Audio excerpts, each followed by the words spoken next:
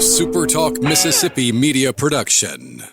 At Community Bank, we're more than a place to manage your money. We're your neighbors and trusted financial advisors. For decades, we've helped families, small businesses, and individuals achieve their dreams. We're dedicated to your success every step of the way. Community Bank, member FDIC.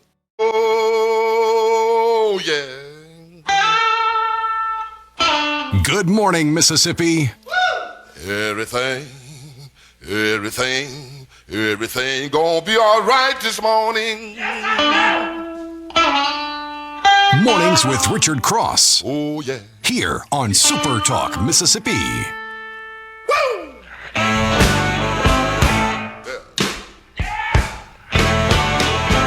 Now, when I was a young boy,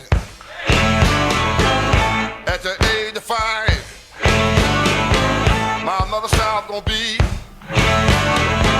the greatest man alive. But now I'm a man, way past 21.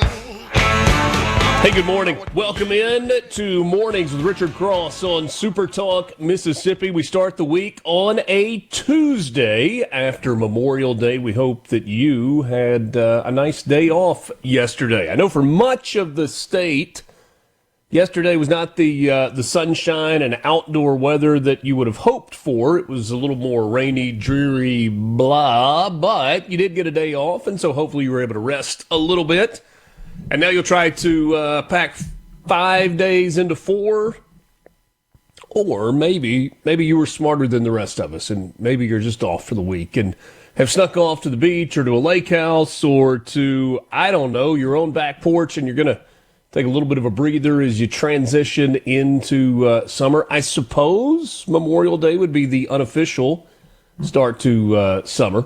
So regardless, glad to be with you this morning. Mornings with Richard Cross, presented by Community Bank. Online at communitybank.net. Community Bank, rooted in our community. This program does not happen alone, on its own, I should say. Doesn't happen on its own. I can't make it happen by myself. The man behind all the magic, Lance Tolbert. Good morning, sir. Welcome back, Chief Tendershins. How's it going today, my brother? Tendershins. My there God, we go. That made it through a 4-day weekend. Yes, I sir, like it. man. I had that one cooked up, you know. Attaboy. Yeah. Well, what happened this weekend? What did you do over the long extended weekend other than watch a lot of baseball and probably, spend a little time with family and dodging some raindrops? What else did you get in? Relatively low key. We had some friends that were in town for a couple of days. Had a dear friend that got married on Saturday night, and my youngest daughter, Frances, was in the wedding. And so, Georgie, JD, best wishes to you as you begin your life together. Beautiful ceremony, a lot of fun. Torrential. I'm talking about torrential downpour during the reception, but everybody was inside at that point, so the timing was perfect. Aside from that, pretty low key, man. My son is playing significantly more golf than I am, so a little jealous there, but proud for him. That's all I got. Well, That's all I got. But sounds good to me. now we got regional week. Yeah. Woo! And we're going to get into all of that. Good times ahead, huh? Yes, sir. Yes, sir. I'm headed to College Station. Yeah, that ought to be fun, man. That Should be a good one. Yeah, the SEC was taken well care of in the pecking order there. I would agree with that. Certainly would. Love to hear from you on the C Spire text line, 601-879-4395. Anything from your Memorial Day that we should know about, we should be aware of, please hit us up. Kind of weird on the timing in that our last fully live show of the week is on Thursday, and then you've got kind of the hybrid new stuff and some old stuff on Friday.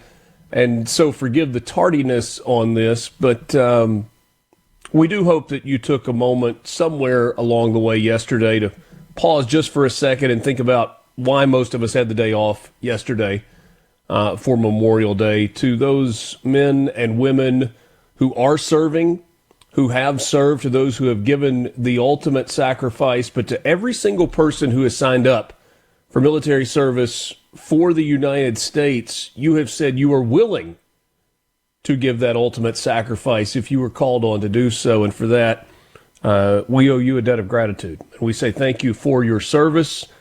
We ask for guidance for those who are making decisions about your life and your future and your service time, and wisdom to go along with that. But hope you had a happy Memorial Day and took a moment to reflect. One of my favorite things that always pops up, Lance, I don't know if you've seen this or not, on Memorial Day, the cemetery, the U.S. military cemetery in Normandy, where there is an honor guard that every Memorial Day, there are over 9,000 crosses that are there in the cemetery. That is actually land that has been given to the United States by France. And so when you are in that memorial cemetery in Normandy, you are standing on United States soil.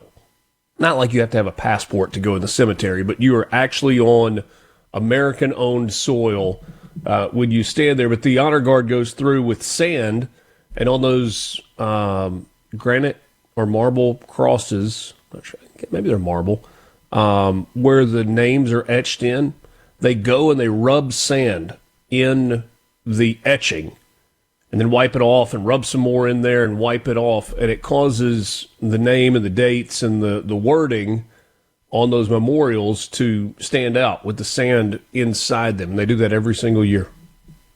Really, really cool. It's just, it blows your mind. And to see, I mean, I've been to Arlington, a few times over the years, and what a remarkable sight, heartwarming, heart-wrenching, brings out so many different emotions. But you see that, halfway across the world, where foreign country has honored the fallen American soldiers and has maintained the cemetery. I think that's just a remarkable thing, and you can't say enough about that, really. Yeah. It's officially called the Normandy American Cemetery. It is a beautiful, beautiful remembrance. I'm sorry, let's see here.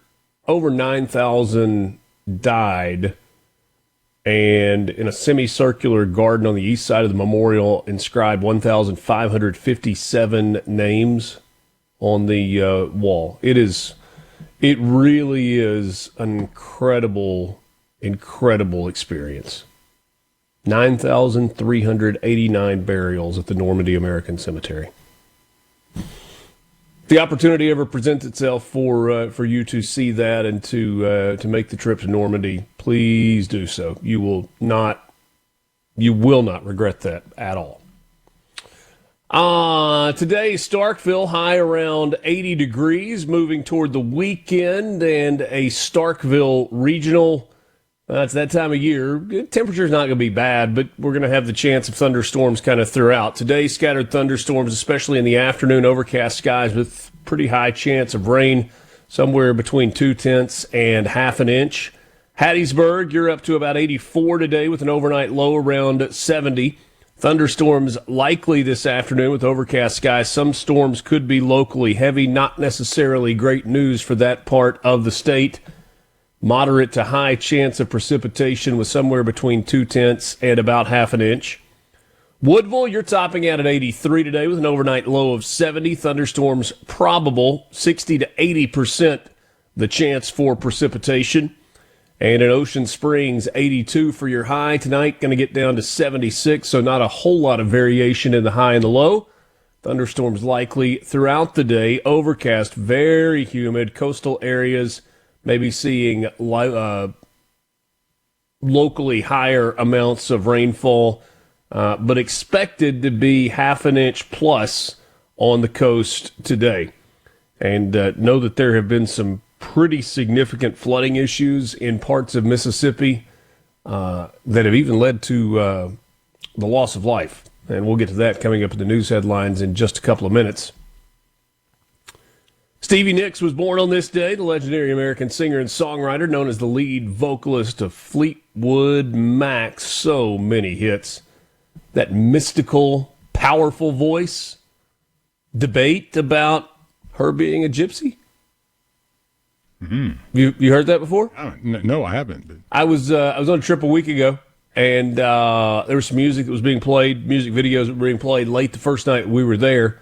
I went to bed, but the last thing I overheard before falling asleep on, I guess it was Sunday night a week ago, was this debate about gypsies. The Roma. And gypsies as a nationality. Oh, yeah, definitely. Yeah, they're pretty big in Europe, Eastern Europe especially. Yeah. Lenny Kravitz is 61. He was born on this day in 1964. Does math check out on that? Is that right? 26, 64? Maybe 62 today. Rock musician, singer, songwriter, multi-instrumentalist, known for blending rock, funk, and soul. So good. So was Hank Jr. When Lenny was hot, it was hot, man. Mm-hmm. Hank Jr. 77 today. Just great. Country boy can't survive. Superstar. Miles Davis, iconic American jazz trumpeter, band leader, and composer who shaped the evolution of jazz with his album Like Kind of Blue. We'll get to other things that happened on this day and one particular birthday that we've already been reminded of. We're back with you after this. Mornings with Richard Cross, Super Talk, Mississippi.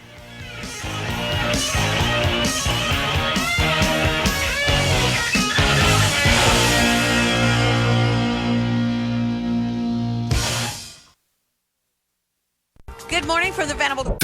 And get the Magnolia State's most important news of the day. Mornings with Richard Cross on Super Talk, Mississippi.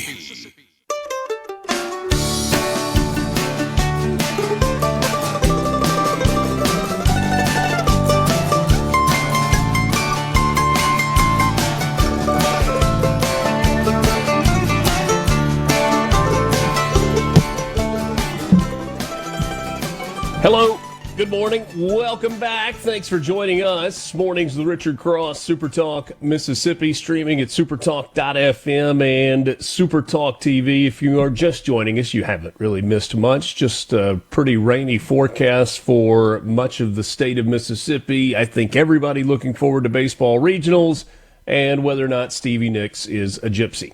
So, just a typical Tuesday. Glad to be with you. Helena Bonham Carter, the British actress known for her roles in Fight Club, The King's Speech, and the Harry Potter series, where she played Bellatrix Lestrange, born on this day in 1966. And then a great American. A great American, the one and only John Wayne. Is that you, Pilgrim? Born on this day in 1907, gone far too soon in 1979.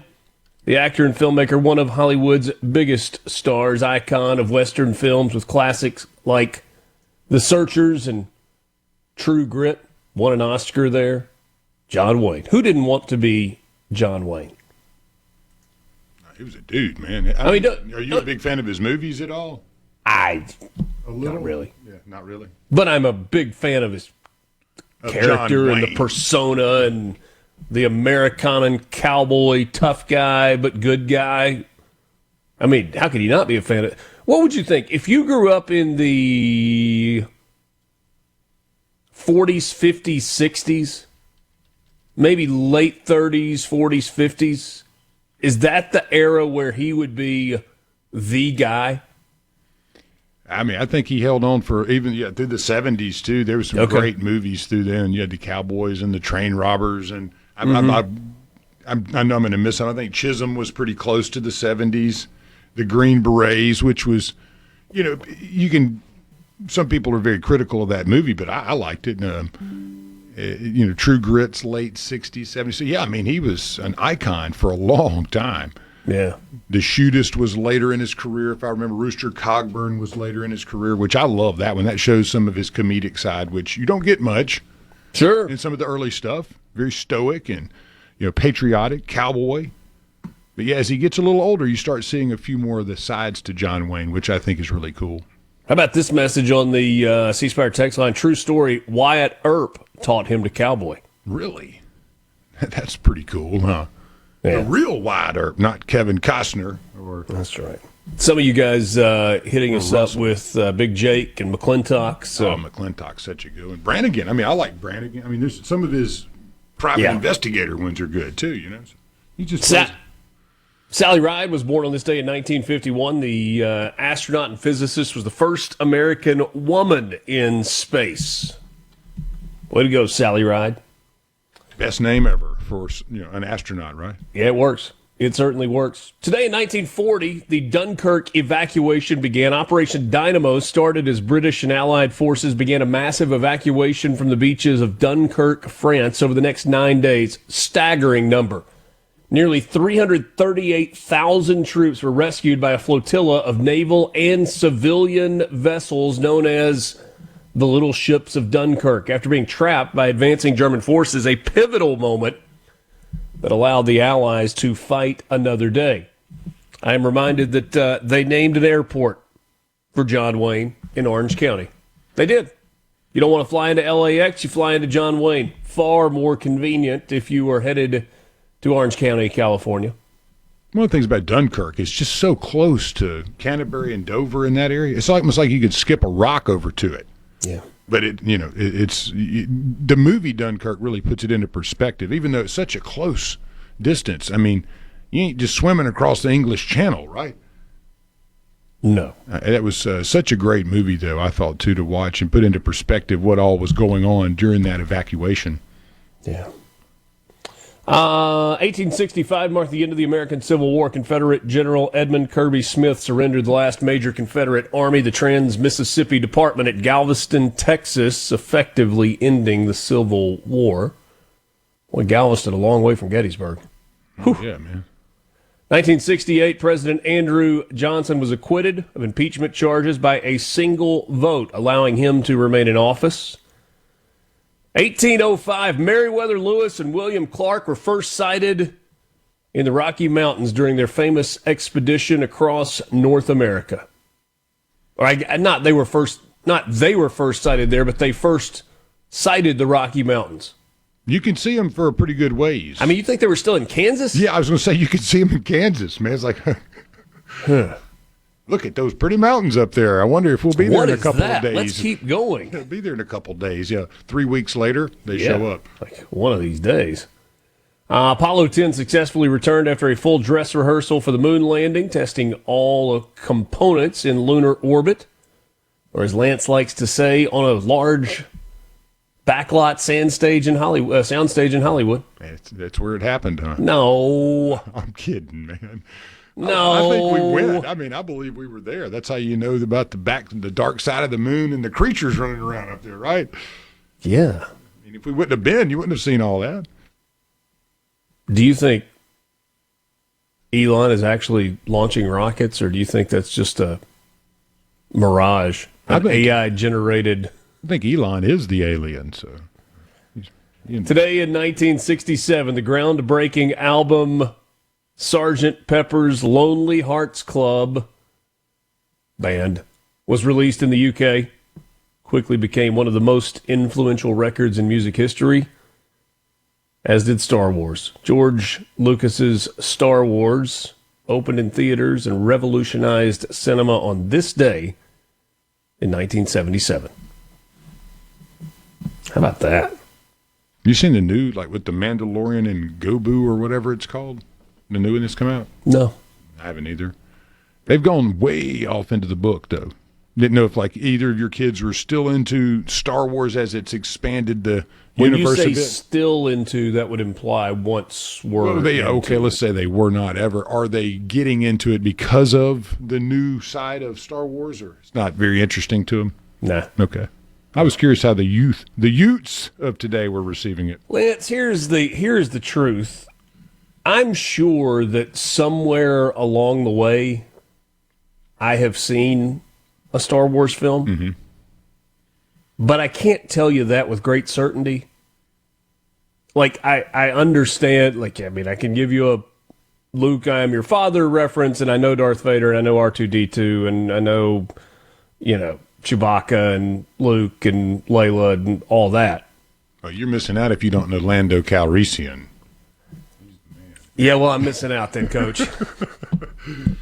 What are there, Billy 6, D. 7 Williams. films now? I'm not a Star Wars guy. I love that people are. Oh, I was when it came out, like long I time never ago in a galaxy was, far, far away. and really probably never will be. Love some of the music from it. Great. Play Return of the Jedi for the bad guy. Play the Imperial March. The tasers, I like those. Yeah. Pew, pew, pew. Star Wars theme for the Yankees on opening day when they announced the entire roster and the starting lineup. Love that. That's about all I got for you. Today in 1896, the first Dow Jones Industrial Average was published. How about that? And people have been addicted ever since. They certainly have. Let me give you a couple of news headlines because our sports update this morning is massive. I feel like that's all that happened over Memorial Day weekend was a lot of sports news, but that is not all that happened. One person is dead in Forest County as severe flooding continues to impact the area. The governor yesterday confirmed on social media that one person had died, though without details.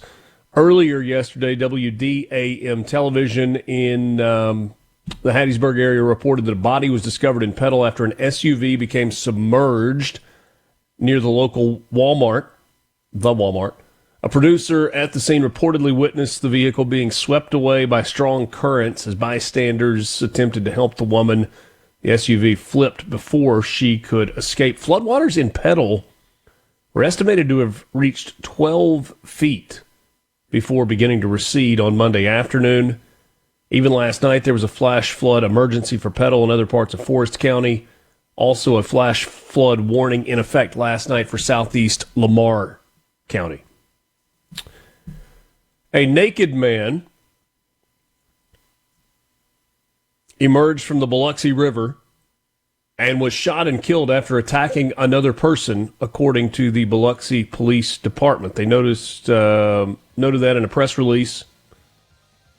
Saturday around 8 o'clock, they had received multiple calls about a naked man exiting the Biloxi River and approaching homes on Woolmarket Lake Road. One caller told law enforcement that they were not home, but spotted him on their porch through their doorbell camera. The homeowner contacted a next-door neighbor who armed himself and walked over to see if the man needed help. Police said the naked man charged at the neighbor, hitting him.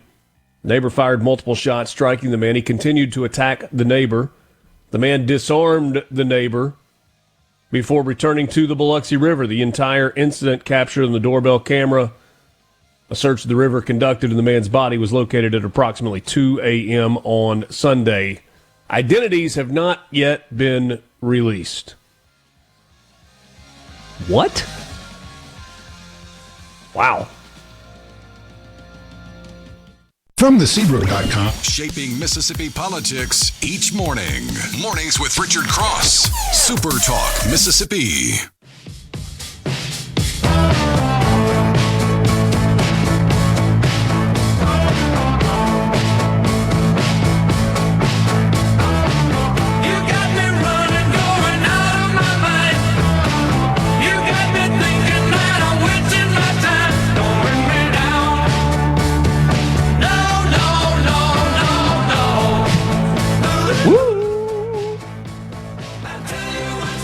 Good morning. Once again, thanks for being with us. Mornings with Richard Cross, Super Talk, Mississippi, presented by Community Bank, online at communitybank.net. Bank local, bank community. Some Mississippi minors accused of firearm-related crimes will be sent to adult circuit court instead of youth court under a new law that also increases penalties for stolen gun offenses. Senate Bill 2710 goes into effect July 1st. It increases penalties for possessing, selling, or transferring stolen firearms, especially if those guns are later used in violent crimes. And finally in news, a bittersweet story. An 18-wheeler carrying thousands of pounds of candy bars took a bittersweet route when overturning along a Mississippi interstate. The Mississippi Department of Transportation confirmed that the crash occurred Monday afternoon on the entrance ramp of the Highway 80 exit approaching Interstate 20 East, I-20 East in Brandon. Officials at the scene confirmed to WLBT that the truck was transporting roughly 11,000 pounds of Kit Kats. Authorities believe the semi-truck's tractor disconnected from the cab and rolled onto the opposite interstate ramp. No injuries reported at the scene. Didn't we have a story about somebody pirating a whole truck of Kit Kats up northeast a few weeks ago? Well, I don't remember that. I remember you may have been a Friday. Possibly. A few months back, there was a story of a truck that was in Europe. I don't remember the candy. Yeah. I think it was Kit Kat. Reese's peanut butter cups? I don't remember. Anyway. I digress. My bad. Well, as a bridge from, maybe it was Kit Kats. I don't know. I don't remember. A bridge from news headlines to sports headlines. This one falls right in between. History made with Pearl River Community College winning its first ever national title in softball. The number 5 Wildcats went out with a bang in their debut Junior College Division II World Series appearance, completing a perfect run through the bracket and capturing the first championship in program history.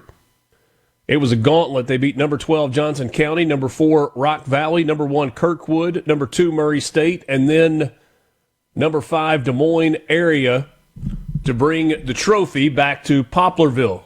Congratulations, ladies. That's outstanding work. That's the way you do it, too. You just don't lose. Just roll through it. There you go. I like that very much.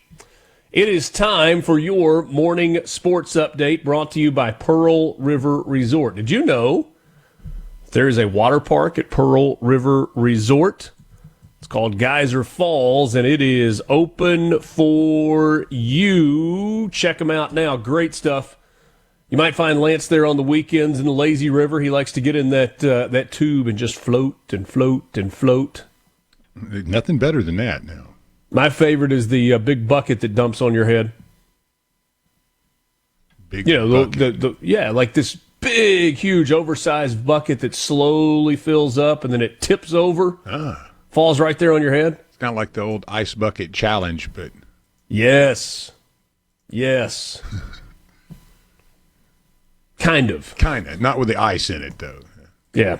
They're located at 209 Blackjack Road in Choctaw, America. You can find out more online at geyserfalls.com. Got the slides, the big slides, and the round loop-de-loop slides, and the lazy river, and the whole deal. Check it out. The NCAA regional field was announced yesterday. No shock that UCLA, who has been number 1 all season long, is the number 1 overall seed in the field of 64. 12 SEC teams are in the field. And let's just talk about the hosts. Southern Miss, number 9.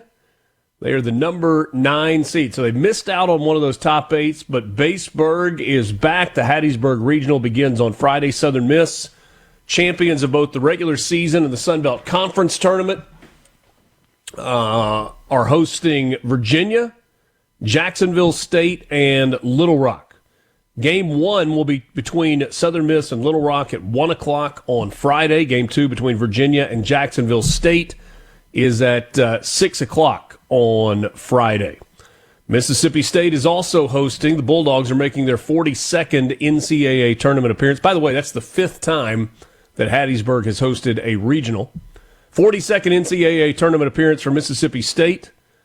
And the Diamond Dogs will be the top seed in the Starkville Regional, joined by number 2 seed Cincinnati, number 3 seed Louisiana, and number 4 seed Lipscomb. Mississippi State will play Lipscomb at 1 o'clock on Friday. Game is streaming on ESPN+. Cincinnati and Louisiana at 6, also on ESPN+. Ole Miss will hit the road. They received a bid to be the number 2 seed in the Lincoln Regional. The regional scheduled to begin Friday. Ole Miss is being hosted by the number 13 overall seed Nebraska, the 3 seed Arizona State, and the 4 seed the Jackrabbits of South Dakota State. Ole Miss back-to-back regional appearances for the first time since 21 and 22, 27th regional appearance in program history. Nebraska and South Dakota State get it started at 3 o'clock on ESPN+. The Ole Miss-Arizona State game will be at 8 o'clock Central Time on ESPNU. Going back to Southern Miss, Joey Urban was named the most outstanding player in the Sun Belt Conference tournament. In a pair of games on Sunday, he collected 4 hits, drove in 5 runs, and led top-seeded and 8th-ranked Southern Miss to a pair of victories, capturing their 3rd Sun Belt Conference championship in the 4 years in which they have been in the league. Southern Miss finished the regular season 44-15. They defeated Troy 6-2 in the bracket final on Sunday morning, and then turned around and beat the Ragin' Cajuns of Louisiana 11-7. 4th straight year that the Golden Eagles have appeared in the conference title game. They scored in each of the first 5 innings in the championship contest as they banged out 15 hits in the win. So, congratulations to Southern Miss. Mississippi State's softball series against Oklahoma was a story of first. The biggest came Sunday when number 20 Mississippi State shut out number 2 Oklahoma 6-0 to punch their ticket to the Women's College Series for the first time in program history. Mississippi State earning a win in the Super Regional round for the first time ever was another first. They erased a 4-run deficit on Friday to beat the Sooners 11-9. It was the first time that Oklahoma had ever blown such a lead. And then on Sunday, the Bulldogs handed the Sooners their first shutout loss in 6 years. Oklahoma had gone 399 consecutive games dating back to 2019 without being shut out. Also, Mississippi State became the first team in a decade to break up the Oklahoma softball dynasty. Sunday's win prevented Oklahoma from making it to the World Series for the first time since 2015.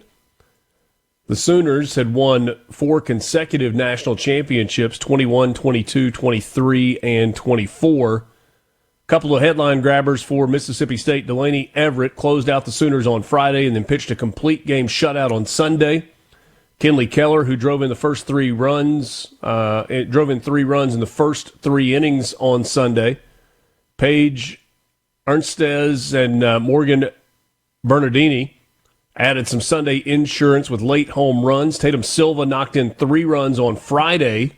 She was a catalyst to the comeback. Outstanding. And oh, by the way, Morgan Stiles has now 16 hits across 10 career NCAA tournament games. Bulldogs will return to action to take on the number 4 seed Texas Tech in the opening round of the Women's College World Series on Thursday, May 28th. That's 2 days from right now. And finally, I told you we had a lot of sports news.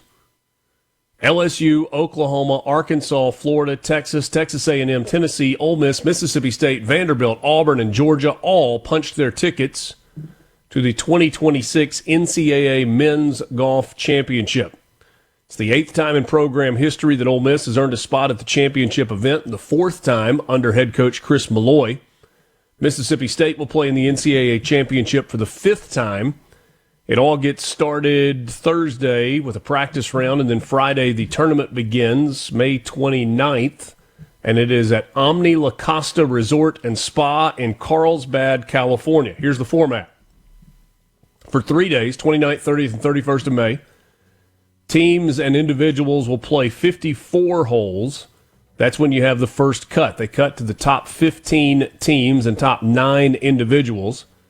Then you have your final day of stroke play on June 1st. The remaining 15 teams play another 18 holes to determine the individual national champion and the top 8 remaining teams. Then on June 2nd, the top 8 teams compete in a bracketed match play format to determine the 2 finalists. And on June 3rd, the final 2 teams will face off to win the national championship. That is a lot of golf in a week. It is a grind. 12 SEC teams, including Ole Miss and Mississippi State, competing for the title. Ole Miss made it to the semifinals a year ago. That is your sports update brought to you by Pearl River Resort. We're back with you after this. Good morning for It's with Richard Cross here on SuperTalk Mississippi. What else? And always on the SuperTalk app.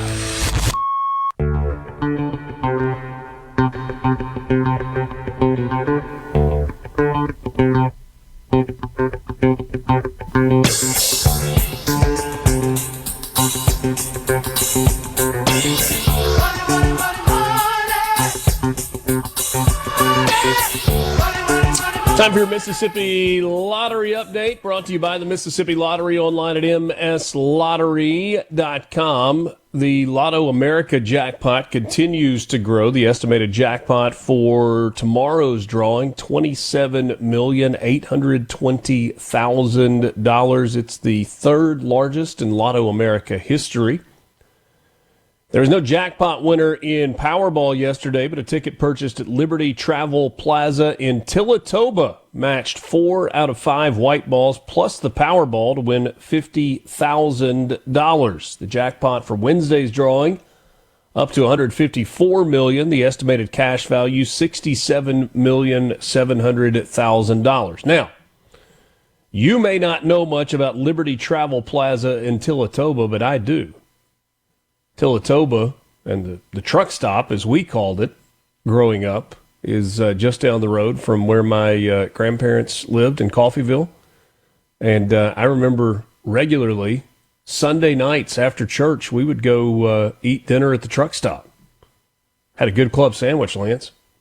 You know where the Tillatoba Travel Plaza is, right? Man. The Tillatoba Road exit? Yes, sir. Man, I lived up here for 21 years, dude. Yes, I know sir. about every every gas station, every place you could have dined up there, man. And there is some great gas station food in that neck of the woods. Yeah. Some good hunting property right there, fairly close to the Liberty Travel Plaza in Tillatoba.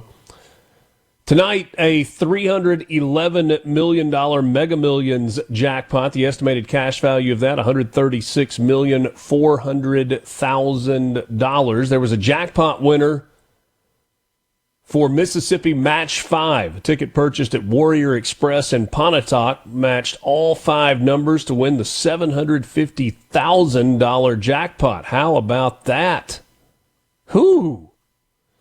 And finally, the lottery is on the road. The first Wheel of Fortune bonus promotion winners will be announced live. Tune in to see where on this special edition of Facebook Live starting at 10 o'clock sharp this morning. You can check winning numbers or see if your ticket is a winner by downloading the Mississippi Lottery official app. That is your Mississippi Lottery update, brought to you by the Mississippi Lottery, online at mslottery.com. That's mslottery.com. Alongside Lance Tolbert, I'm Richard Cross. We appreciate you being with us. The One Plan from C Spire is here. Fiber, home, internet, and wireless, only $99 a month for new and current C Spire customers. One plan, one price, one experience, zero compromise. You can save over $700 a year with 3 phone lines from C Spire compared to AT&T. Plus, with 5-year price lock, you pay one rate with no surprises guaranteed. And that's just the start. The One Plan from C Spire also gives you free 5G phones for each line, a free home Wi-Fi device, free mobile hotspot, and free fiber installation with an exact appointment at the time that you choose. Even better, priority customer service from your local C Spire Blue Shoe crew, highly trained and here to ensure you get the best fiber and wireless experience from day one. So don't wait. Get the One Plan today. Visit your local C Spire store or shop online now at cspire.com/oneplan. C Spire, customer inspired. You know what the Blue Shoe crew is, Lance? I do not. So when the technicians from C Spire come into your home, they don't want to get your floor dirty, and so they've got little blue covers, like you might see a doctor wearing in a hospital to cover their shoes to keep you clean. That's awesome, man. And that way they don't have to take their boots off, muddy boots off at the door, and got their sock feet walking around in your house. The Blue Shoe crew from C Spire. Outstanding. What do we got this morning? Brad White going to join us, Executive Director at MDOT. That's coming up about 45 minutes from right now. JT Mitchell will be along one day later than normal from the SuperTalk Mississippi News team to talk about all that is happening in Mississippi, keeping you up to date with the news headlines. Deal or no deal in Iran? And how about the critics of the deal? pretty concerning yesterday that one part of the deal is removing the mines from the Strait of Hormuz. And yesterday, Iran was spotted and fired upon while apparently placing more mines in the Strait of Hormuz. And a story from France that will give you one more reason to not like the French. Could be an expensive reason to not like them if you are a partaker of a certain form of nicotine. So we'll get to all of that this morning with you. Appreciate you being along for the ride. Ole Miss, Mississippi State, Southern Miss, all in regional action this week with the Bulldogs and the Golden Eagles hosting at Duty Noble and Pete Taylor Park. Ole Miss on the road at Haymarket Park. Haymaker. Yeah, going to try and throw a haymaker at Haymarket. Taking on Arizona State in their first game of postseason play. Thanks for joining us. Glad to be with you. 7 o'clock hours on the way. News coming up next. First Fox National News and then SuperTalk Mississippi News as well. Glad to be with you. MRC presented by Community Bank.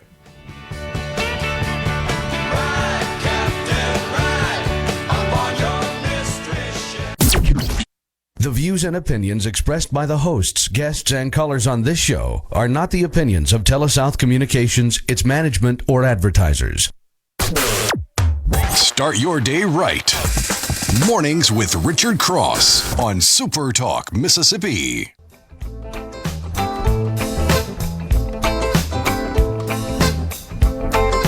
was a wealthy merchant in London, did dwell. He had a beautiful daughter, the truth to you I'll tell. Oh, the truth to you I'll tell. 7 o'clock hour of Mornings with Richard Cross is brought to you by MWG Employer Services. Running a business is tough, and if you're struggling with HR, benefits, and payroll, you're not alone. That's where MWG Employer Services comes in. They can provide a full range of employer services, plus a custom plan that fits you. Give them a call today, 601-206-7966, or go to MWGEmployerServices.com.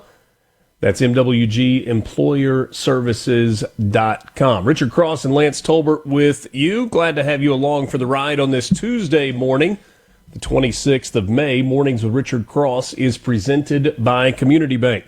At Community Bank, we're more than just a place to manage your money. We're your neighbors, your partners, and your trusted financial advisors. For decades, we've been rooted in our community, helping families, small businesses, and individuals achieve their dreams. Whether it's opening your first savings account, planning for a brighter future, or growing your business, we're here every step of the way. We're dedicated to our customers, committed to your success, and always here when you need us. Community Bank, rooted in our community, member FDIC. Deal or no deal? That is the question as it pertains to Iran. We got a message from Thomas earlier this morning, and a very fitting first message of the day. He said, "Morning, gentlemen, where's the deal?"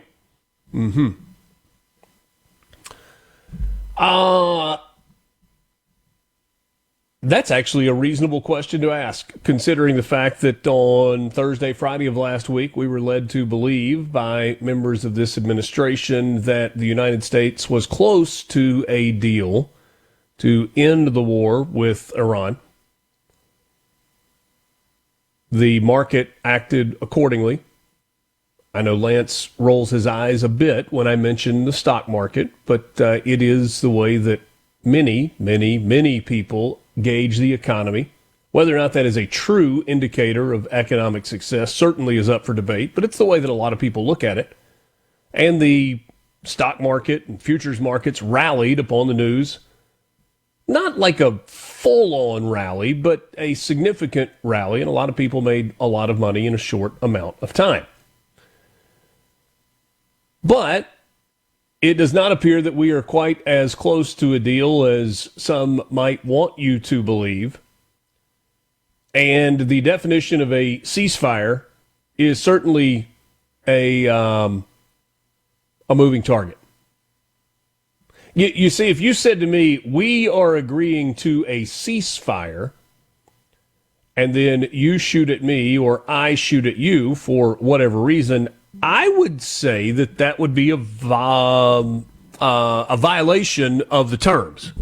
Right, Lance? You and I have been shooting at each other. We'll just go with water guns, just so that it's incredibly family friendly. So I've got a super soaker, and you've got an old school, like you got to pump the trigger over and over and over to keep the water squirting. And I've been hosing you down with my super soaker, and you've been strategically squirting me with your water pistol. And let's say that Will East comes in, and he mediates a ceasefire between you and me. And you say, okay, I won't shoot my water pistol at you anymore, Richard. And I say, okay, Lance, I won't spray you down with the super soaker anymore. That is a ceasefire. Now, if you turn around the second that Will walks out of the room and you squirt me with the water gun again, I would say that you are in violation of the ceasefire. I mean, did you look at me crossways? And if I hose you down with my super soaker, then I would say that I am in violation of the ceasefire. But to your point, Iran apparently looked at the United States crossways, and so we were, as a country, able to hose them down with the super soaker without it being a violation of the ceasefire. The United States military said yesterday that it carried out self-defense strikes in southern Iran, including on missile launch sites and boats placing mines, even as President Trump said on social media that the negotiations with Tehran were proceeding nicely. See, what we didn't know in our little example is that Will East was actually negotiating with your mom and with my mom for us to put the water guns down altogether. Yeah, there's a lot of parties involved in this here negotiation. And handling the negotiations with your mom and my mom were your auntie and my auntie, who were relaying the information to your mom, who was actually camped out in a cave with no real way to communicate with your auntie. And my mom was keeping an eye on her portfolio. I mean, as ridiculous as that sounds, that's kind of what we're talking about here. Here's what they said. The strikes were done to protect our troops from threats posed by Iranian forces, but the military was using restraint during the ongoing ceasefire. See, what you didn't know is that while I've been shooting you with a super soaker and you've been squirting me with your water pistol, I actually had a arsenal of water cannons that were also available to me. Further details were not immediately available, but it appears that whatever fragile ceasefire is in place is technically still in place. You know, I hate it that we're at this point, too, where you're sitting there going, okay, we're only posturing for defensive purposes. It puts the military and all of our amazing folks that serve this country in an odd position to sit there and just be targets. On the other side, we don't want to see an invasion, That's not something we want to see either. So this is such a weird process because, again, like we've said, you don't really know who is being negotiated with on our side to whom on theirs. I mean, there's four different groups and probably more. Yeah, and in addition to my super soaker and my water cannons, I've also got 10,000 friends that also have super soakers, but I don't really want to call them in. I don't want to get them involved in this conflict. That's not the goal here. But I need you to give up your water pistol and your alleged tranche of water pistols that you've got sitting somewhere else. And I'm told that you've got the pieces to make a super soaker also. I need to stop with the water gun analogy, but you kind of get what we're talking about here. There seems to be a portion of the Republican Party that is warning Donald Trump, don't make a bad deal. Don't make a bad deal. Don't fall into the same trap that Obama fell into. Don't fall into the same trap that other presidents have fallen into. You have committed to this. Now you have to win, and you have to win completely. What is the definition of a win? That's the question, right? This is my view, and I'm not trying to make this your view. The definition of a win is not regime change. That would be nice. The definition of a win is not the liberation of the Iranian people. That would be nice. But our job is not to liberate the Iranians.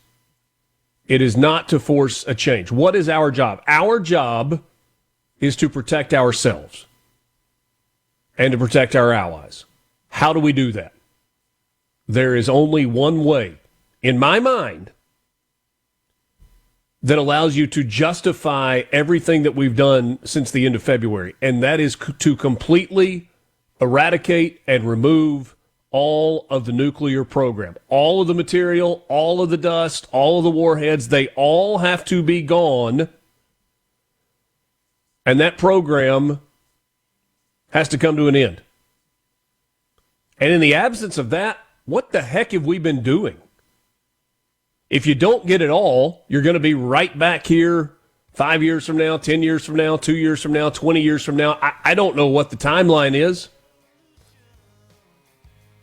But the United States is somewhat pot committed. And this isn't where you want to just fold your cards, take your losses, and move on. And in the words of Teddy KGB all night long, check, check, check, check. You got to win. And there's only one way to win, and that is to eradicate the nuclear program in its entirety with all of the nuclear material.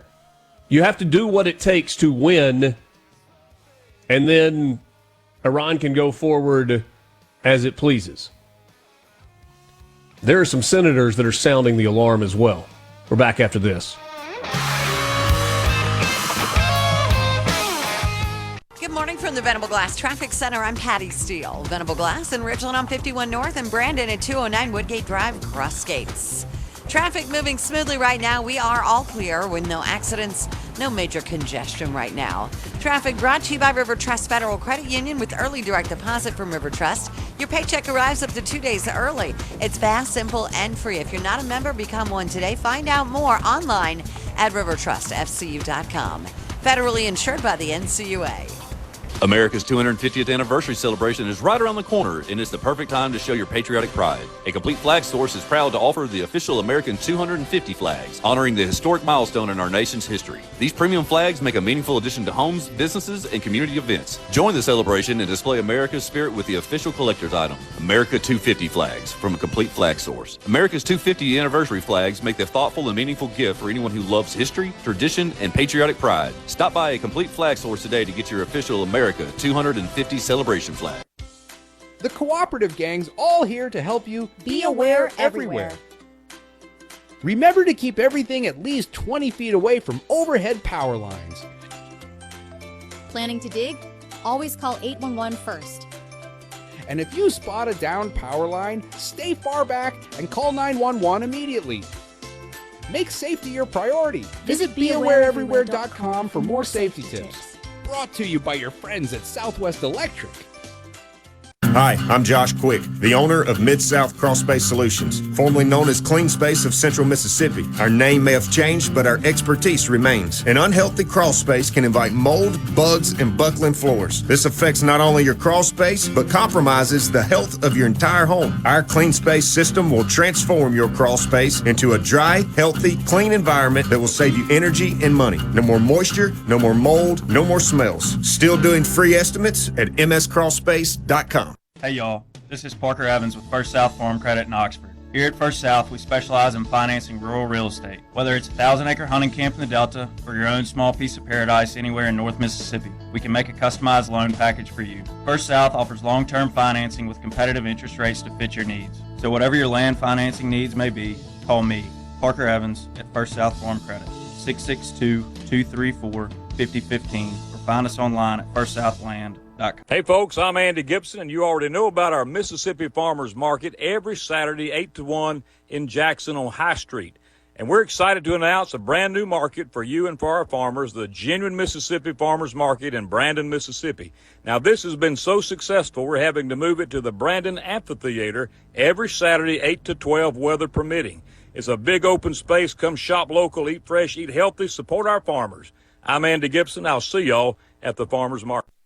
Go beyond the headlines on Middays with Gerard Gibbert. Weekdays 10 to 1 here on SuperTalk, Mississippi.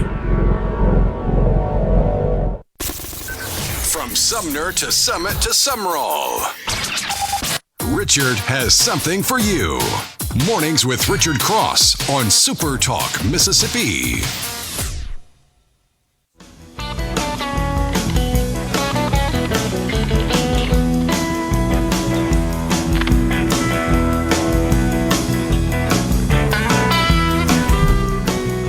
Back with you on Mornings, SuperTalk Mississippi, streaming at supertalk.fm and SuperTalk TV. Thanks for joining us. Don't forget, you always can get the SuperTalk Mississippi app. It's a free app that is available to you in the App Store.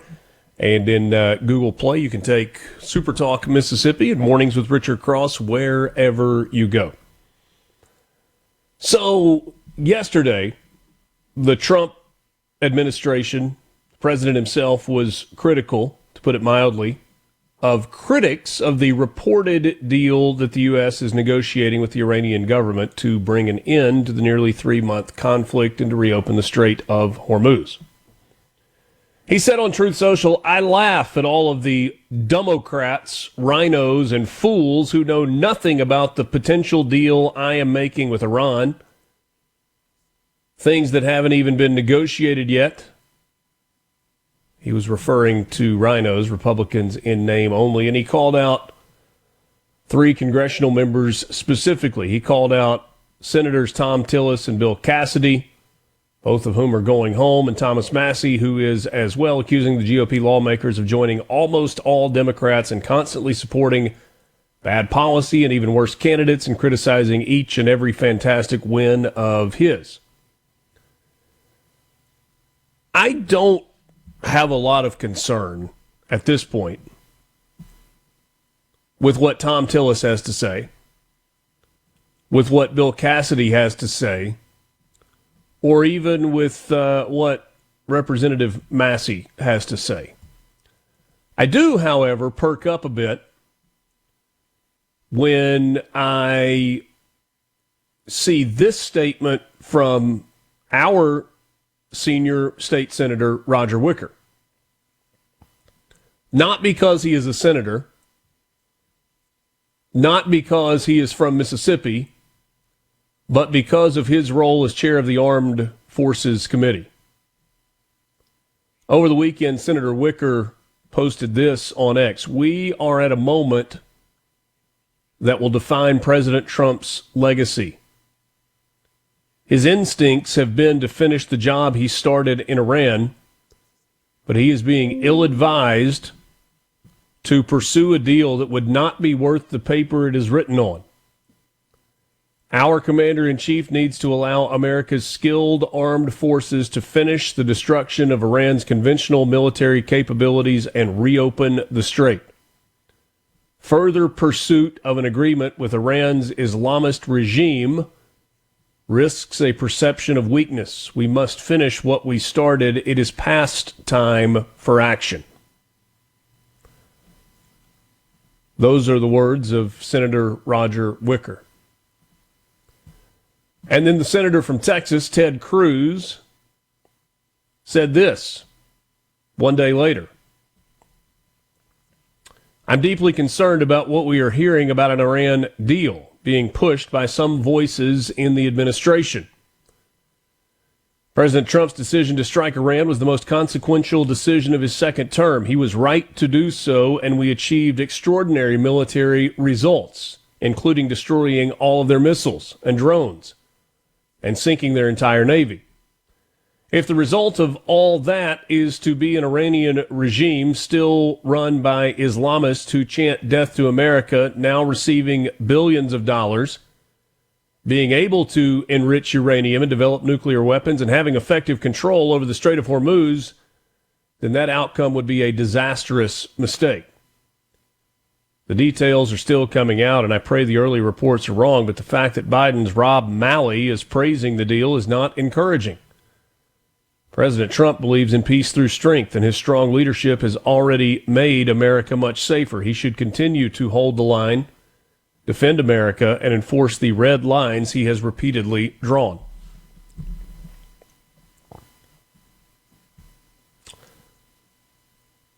Whether you like Roger Wicker or Ted Cruz, I think their words carry weight, and I would put an especially large amount of emphasis on the statement from Roger Wicker from his seat as chair of the Armed Services Committee.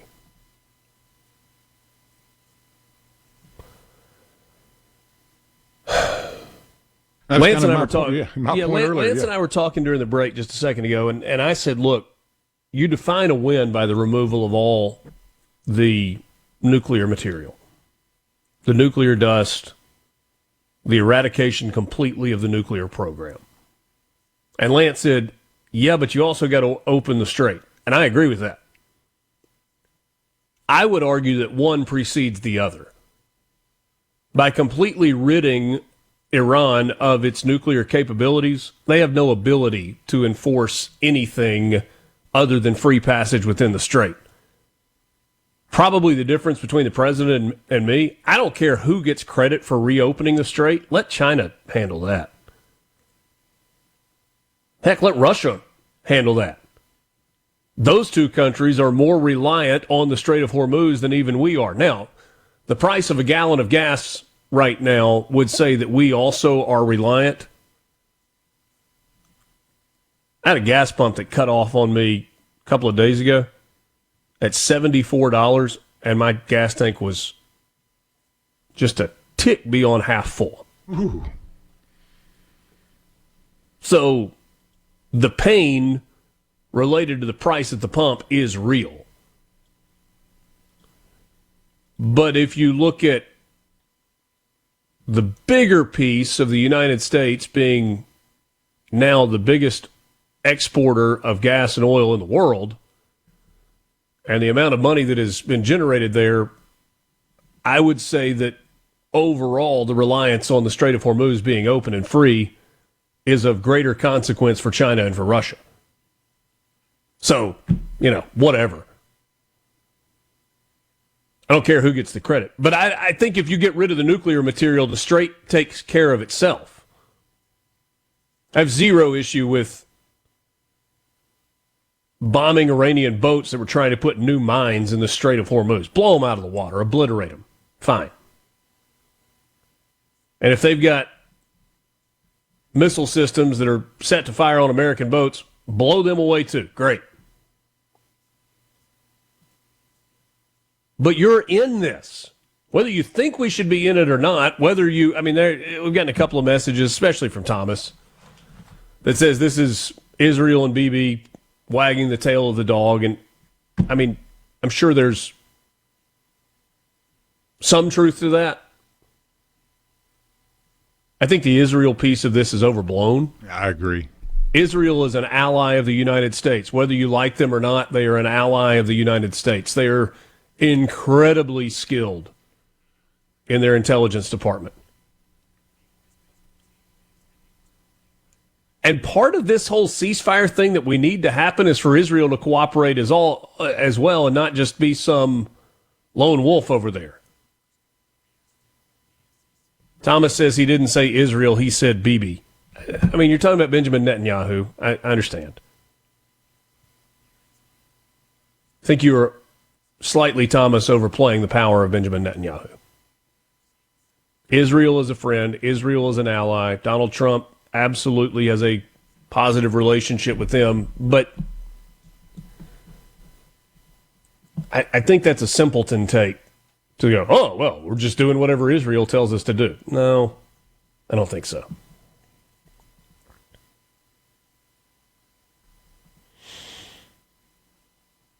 My understanding is that Trump cannot strike Iran without congressional approval.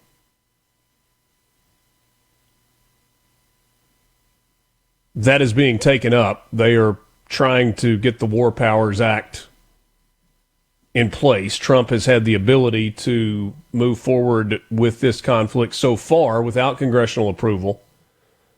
But we've passed the 90-day mark. And now with Tillis and Cassidy going home and not really caring how they vote. And you could be looking at that.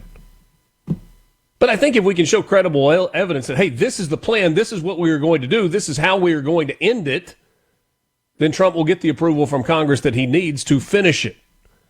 Jason in Starkville says market manipulation for gains. Vance even said it. I mean, if you don't think the economic piece of this plays a role, then you are also being a little blind to what's going on. Sure.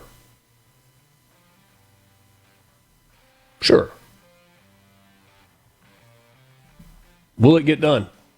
Yeah, eventually it will. But what deal are we going to make? And that's the thing. Trump was like, hey, you don't even know the terms of the deal. You're right, we don't. But your administration, Mr. President, like all the previous ones before you, leaks like a sieve. You have people that are strategically leaking to make your side get in. You have people that don't like you, especially within the intelligence community, that are leaking to make you look bad. But there are leaks. And the framework of the deal that leaked is not like something that was just made up out of fairy dust. And if you're going to release dollars and give up short of the full eradication of the nuclear program in Iran, then it's a bad deal. It's a bad deal. From the Seabrook.com. Mornings with Richard Cross is brought to you by Covington County Hospital in Collins, where your health matters. Morning, partner. The sun is up, the coffee is on, and you're starting your day right. Mornings with Richard Cross, here on Super Talk, Mississippi.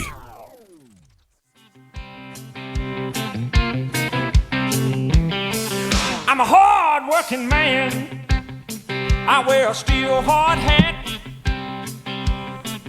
I can ride rope. C-Spire text line is the best and most common way that we communicate. C-Spire text line 601-879-4395. The one plan from C-Spire is here. Fiber home internet and wireless, only $99 a month for new and current C-Spire customers. One plan, one price, one experience, zero compromise. Get started now at cspire.com/oneplan. I did get a message on X tagging me and SuperTalk and Senator Wicker saying that obviously Richard got the memo for talking points from Senator Wicker this morning on Iran. Pathetic. No talking points. Just common sense.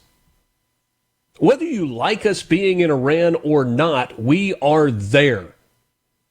Not finishing the job, not coming away with the eradication of the nuclear program of Iran makes the entire thing a complete waste of time, American life, and money.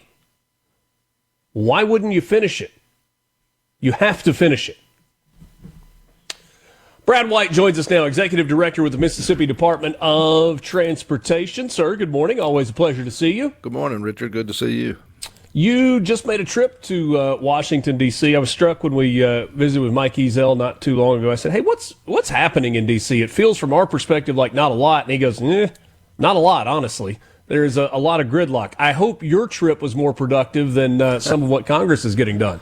Well, it was. I feel like it was good. We try to go back at least once a year just to meet with our congressional delegation and their staffs.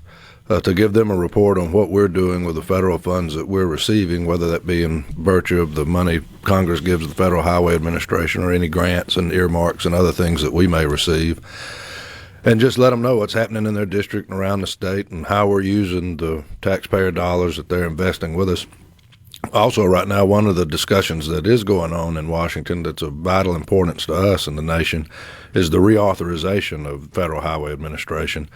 As we've talked before, Congress does this ideally every 5 years, and that sets the amount of federal dollars through our program that each state and territory can count on being made available should we utilize our state funds appropriately to draw all of that money down. And so meeting with them to see what they're hearing, see what we think is going to be in the authorization, hopefully find out if there's any problems in time to get them fixed. I was very encouraged with the information that we were given. Our congressional delegation is uniquely positioned to have a great voice in what that all looks like, as was made evident by the last reauthorization. And then, of course, went by the Department of Transportation and met with the Federal Highway Administrator just to be able to talk with him and give him the same thing, a report on what we're doing, how we're spending the money, and what our issues are, and just to have the conversations that hopefully will help strengthen those partnerships and allow us to do a better job for the folks of Mississippi. Brad, there was some discussion a couple of weeks back about potentially suspending the federal tax on the purchase of a gallon of gas, and that was to help with the price at the pump that so many people are feeling right now, over $4 a gallon, the national average and the Mississippi average as well. If I understood it correctly, that tax money goes to help fund the federal highway program, but they also said, but the money that goes to fund the highway program would be pulled from somewhere else so that would be made whole. What have you heard about that? That would take congressional action, and there was right. I saw no evidence of an appetite to do that. They fund the fuel tax. Ideally, goes into the Federal Highway Trust Fund, and it's from that fund that the program's supposed to be paid out to the states. It has been running a deficit for, before I got involved. And when I worked with Senator Cochran, there was always a figure that the appropriators were given to let them know what needed to be deposited into the Highway Trust Fund in order to make it whole so it could continue paying out. If something like that was done, you would basically stop payments going into that trust fund. So the immediate feel of that would probably not be felt, but eventually if it wasn't reinstated, then the money would quit flowing out of it, and Congress would have to make some type of decision as to how to invest money in that or not. But I saw no real evidence that that's going to become a reality. Anybody that has taken the newest bridge, if they're headed to the beach down around 30A, knows what paying tolls are like. If you've traveled in the Dallas area or lots of parts of Texas, you become accustomed to tolls. We don't have toll roads in Mississippi that I'm aware of. Why is that? Well, and I'm not advocating for them. I'm just curious because so many others do all over the Northeast. Oddly enough, if my memory serves me right, when I worked at MDOT the first time back in the late 90s, the commission at the time found that the department did not have the authority to build toll roads, to enter into those types of agreements. So the legislature gave the department the authority to do that.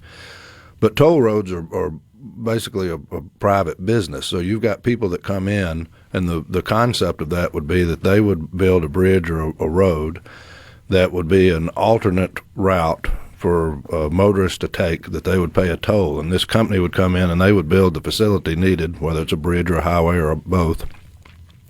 And they would be allowed to collect the revenue from that until it was paid off, and then the state could get involved in that. Mississippi's law makes it to where you can't build a toll road unless there are other alternates. For example, there was a big debate back 20 years ago to make the old Airport Parkway or the High Street connector, where High Street would be extended all the way out to the Jackson Airport, that could be a good toll road, because if people didn't want to pay the toll, they could still use Lakeland, they could still use I-20, and that's the way the law for Mississippi is built. And back in that time, there was a company that was interested in building that and it becoming a toll road, but the economy kind of went into recession during that time, if you remember, and the metrics just weren't there to make it worth an investor's time to do it. And Mississippi, as opposed to places in Florida and other places you may find these things, we don't quite have the traffic necessary to justify the upfront investment that a company would make in doing that. Gotcha. Immediately, I got a message on the C Spire text line that said no toll roads. I was not advocating for them. I was simply asking a question. Projects, expansion projects, I-55, Highway 25. I think those are probably two of the biggest right now. Well, they're the next on the list. We have several that's in the queue that we're trying to bring up to construction readiness.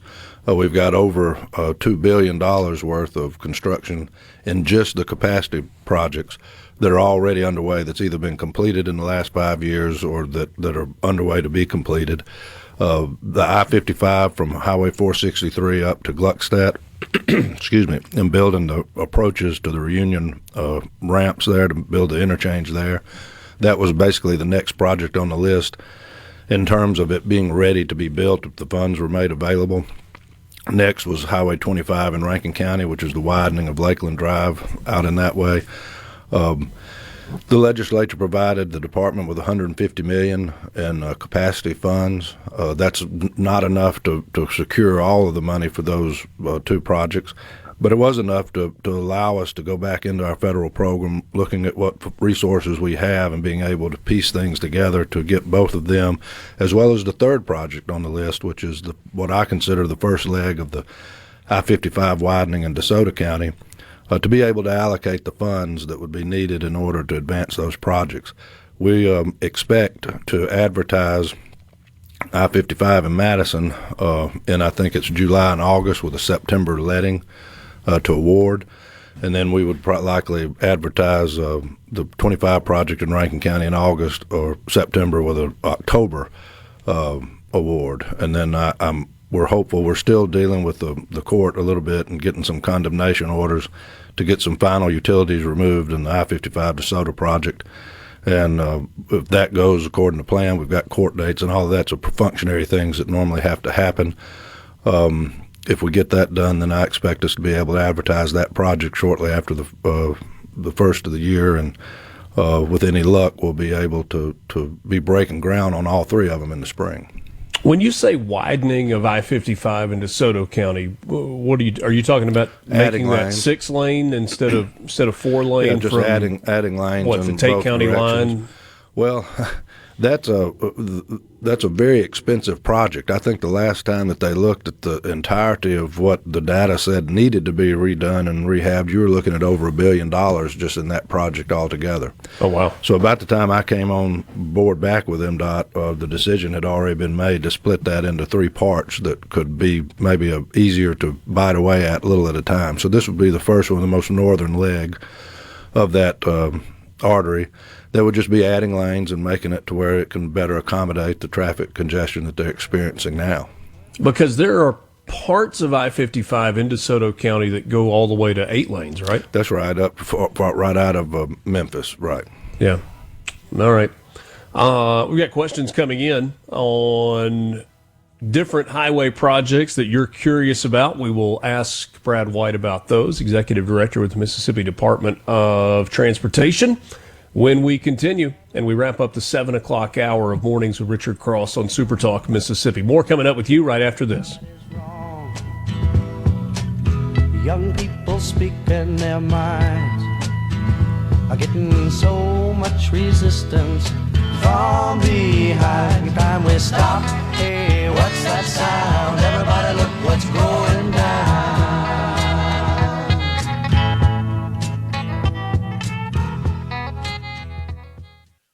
From the Venable No matter where you're from, Abbeville, Batesville, D'Iberville, or any other ville in the SIP, you're starting your day off right. Mornings with Richard Cross. Super Talk, Mississippi.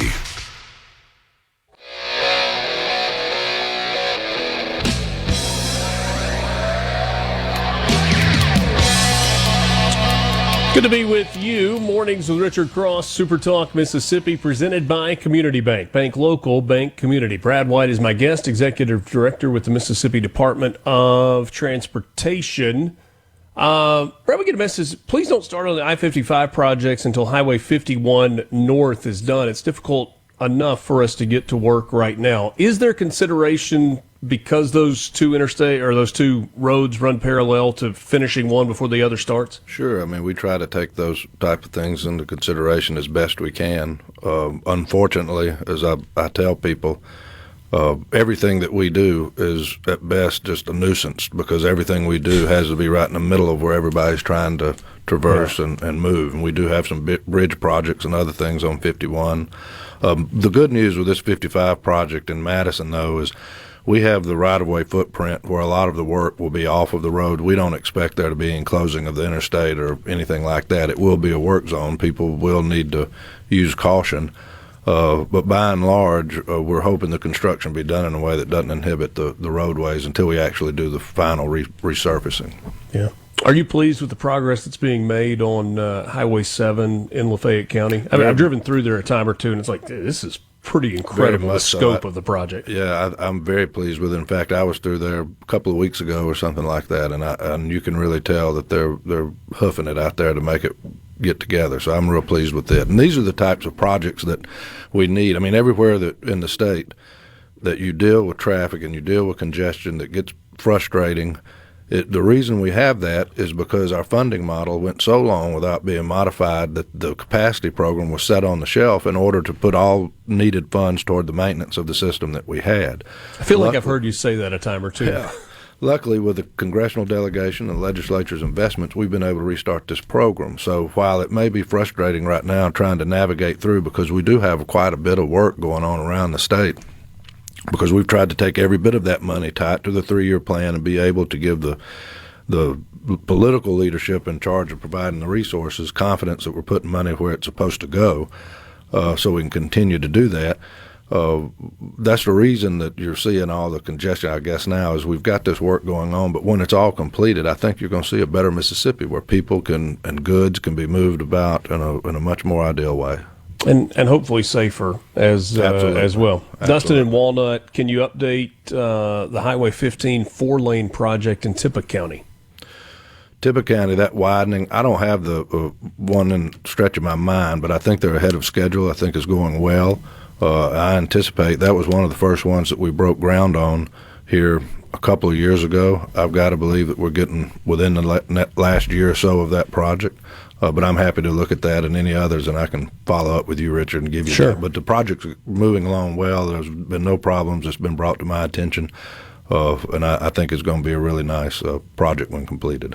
When will I-20 project start on Scott County line to the Brandon exit? That's been a kind of a booger. We're trying to move that up as much as possible. That was a project where the Federal Highway Administration had us removing a certain type of the pavement that was on the highway, and at the same time removing a lot of the trees that had been killed with drought and other things. And so you had a bunch of different things combined into one project in one area.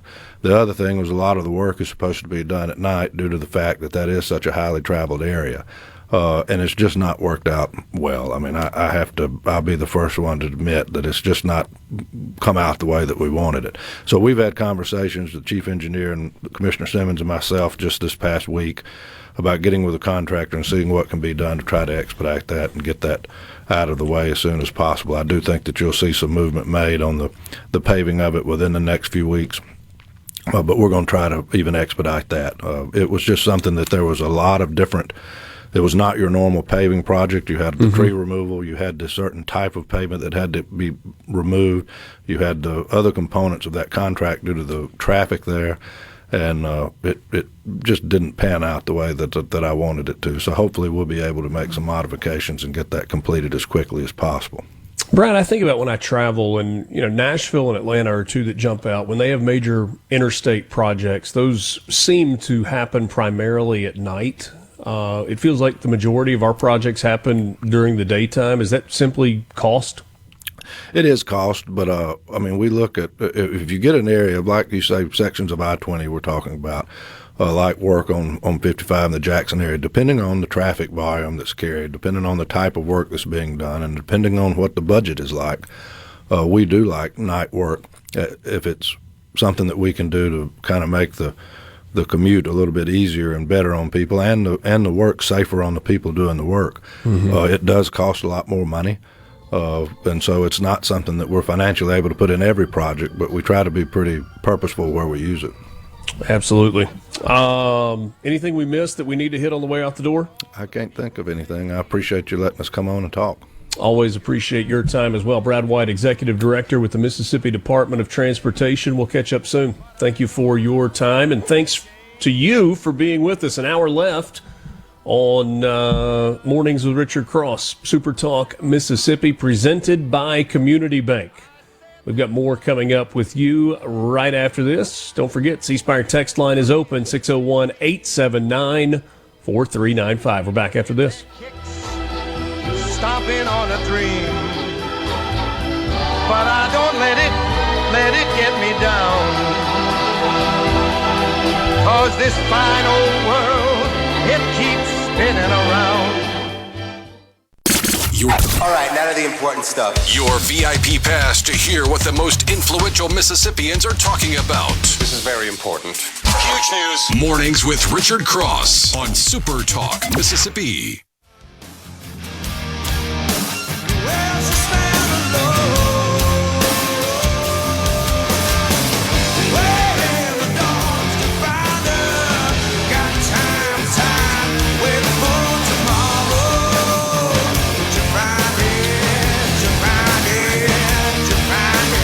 Thank you for being with us. Glad to have you along for the ride. It is Mornings with Richard Cross on Super Talk Mississippi, streaming at supertalk.fm and Supertalk TV.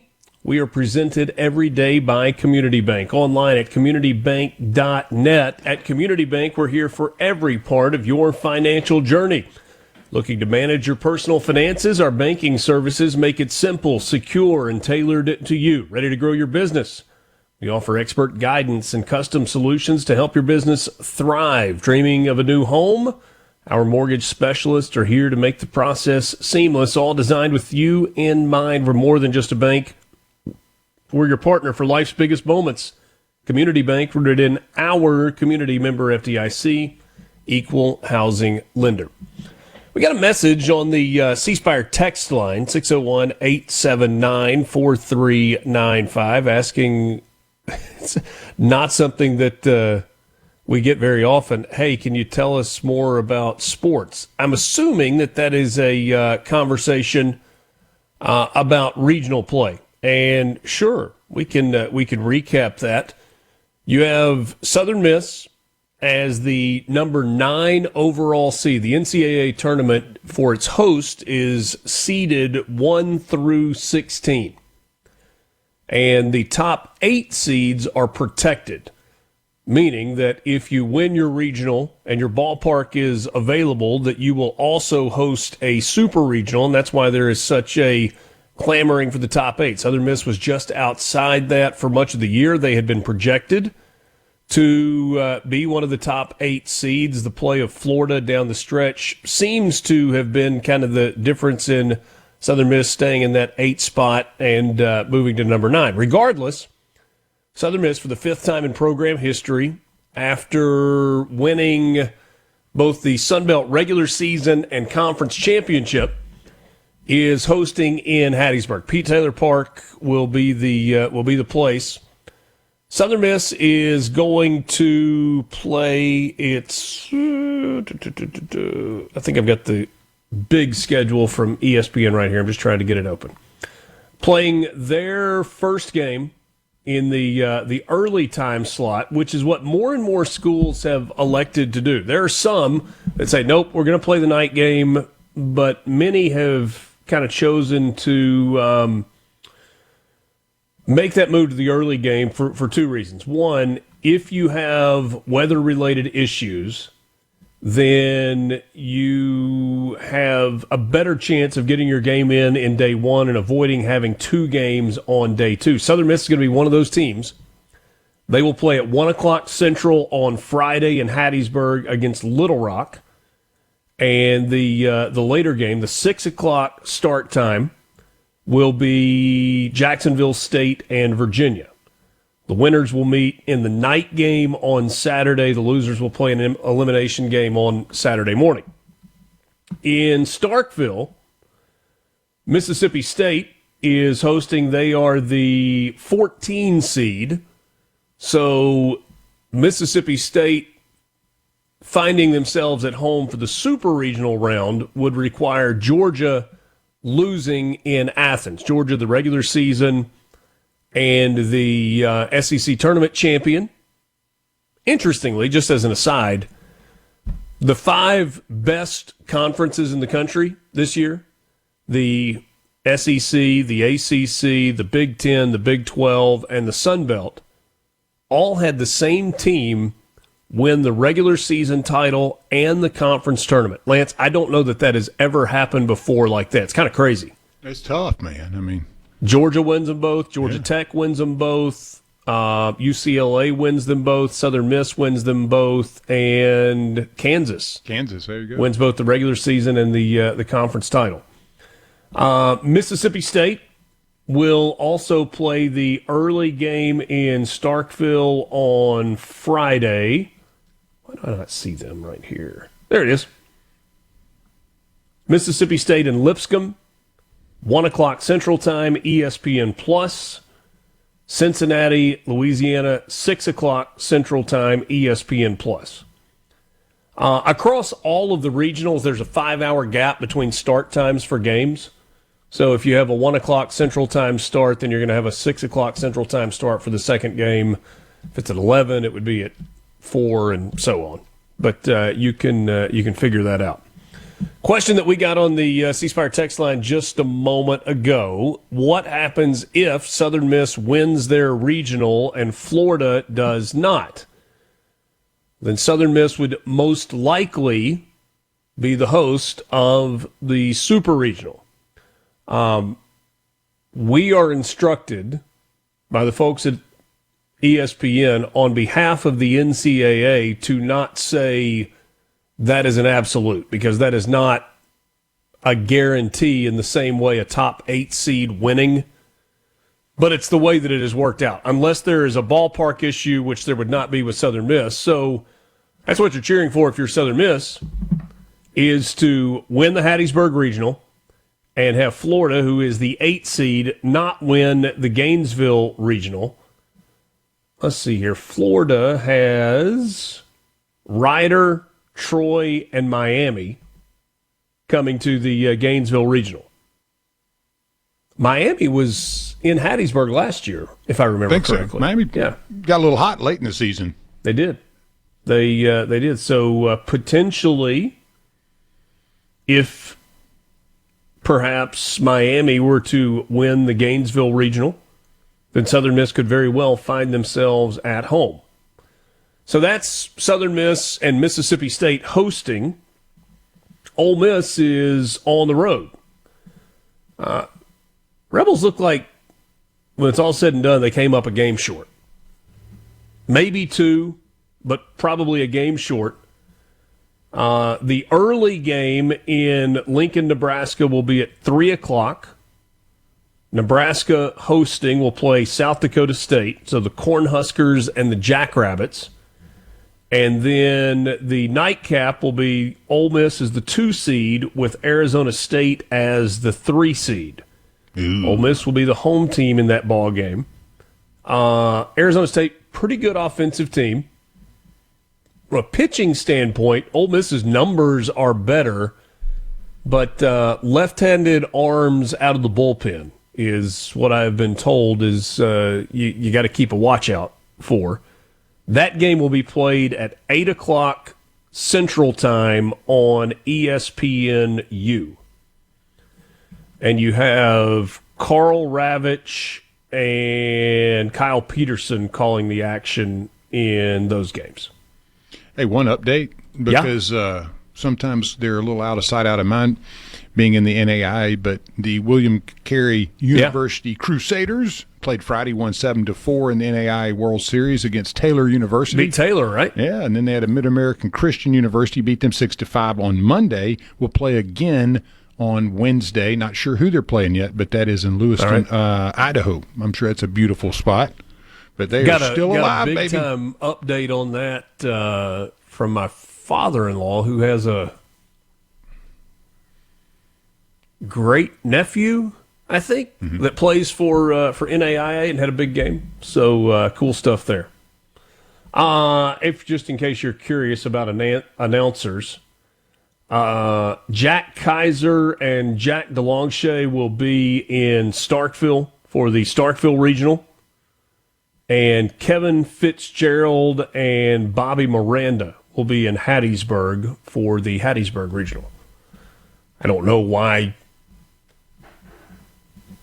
Never mind. I probably shouldn't say that.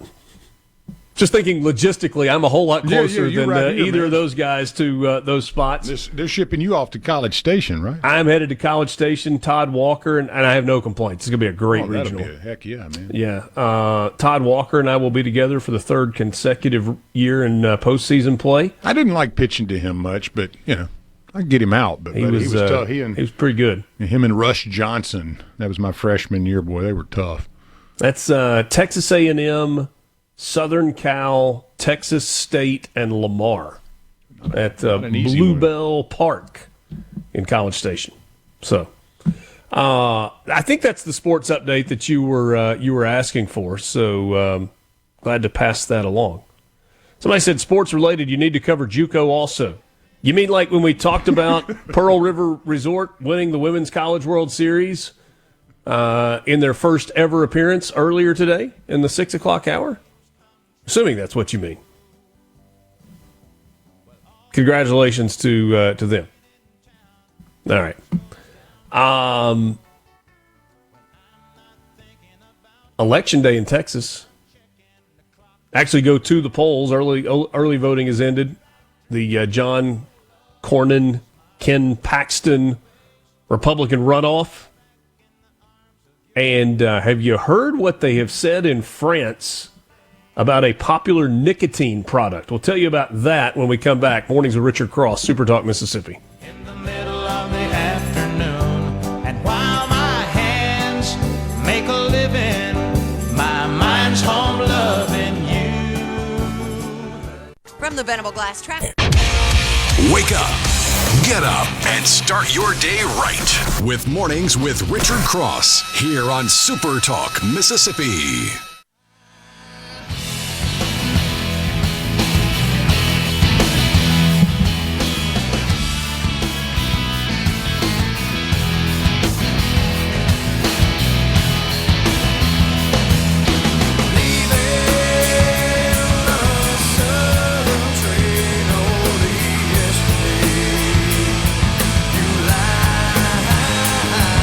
Good to be with you on this Tuesday morning. Today is May 26th, 2026. Kalshi, the predictive market, gives Ken Paxton the best chance to win. In fact, gives him a 95% chance to win over incumbent Senator John Cornyn. How about that? Whew. That's pretty overwhelming. That was as of Sunday afternoon, a 95.6% chance of winning in the runoff, which will be decided today after a bitter campaign between the firebrand Attorney General and the four-term incumbent Senator John Cornyn. Can we just stop for a second and go recognize the fact that 24-year incumbent senators don't lose when they run for re-election? Yeah, unless they go against the big guy. I don't even think it matters if they go against the big guy if the big guy's named anything other than Donald Trump. Well, that was my point. Him is out the door. But I'm thinking, I guess what I'm saying is it has to be the big guy, not just the big guy. Oh, yeah. I completely agree with you. Cornyn, a 4.4% chance of winning the nomination and the right to take on Democratic nominee. This is not the general election, by the way. This is the primary runoff. And one of these two guys is going to take on James Tallarico, believer in 6 genders. Hey, his words, not mine. Yeah, exactly. I mean, somebody got mad about that the other day. Like, oh, it's that misinformation. 6. And then you play the clip, and you're like, 6. Does that include the aliens? Like, there's 4 of them, I think, right, that they say exist? So that'd be a man and a female, sure. Man and woman, and 4 aliens. So that's the genders, I think. Okay. Yeah. No, I'm just with the news that came out Friday with the 4 aliens that had been recovered. Thought that was pretty interesting. Yeah. On Monday morning, Paxton had a 63.7% chance of beating Cornyn, while the incumbent had a 37.2% chance. But a day later, President Trump endorsed Paxton over the objections of numerous Senate Republicans who fear that the Texas Attorney General is a weaker candidate than Cornyn and could lose to Tallarico in November. I actually don't think they believe that. I don't. It's not the first time that we've heard about a superstar young politician in Texas that's a Democrat that's going to change the world. Beto would like a word. Beta. That might be the right way I think that's to describe it. But that's what James Tallarico is right now. A Democrat has not won a Senate election in Texas since former Senator Lloyd Benston did so in 1988. I was going to say, that had to be back at the end of the 80s, right?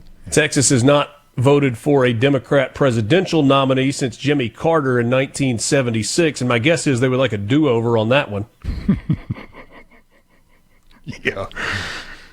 So Ronald Reagan forward, Texas has been a solid red state for presidents, and they've not elected a Democrat senator since 1988. There's no doubt that the demographics of Texas have changed and are changing. But no, I don't believe that Senate Republicans that were advising against endorsing the candidate trying to unseat a Republican incumbent is because they think that Ken Paxton can't beat James Tallarico. I think it's because that's not how it's done.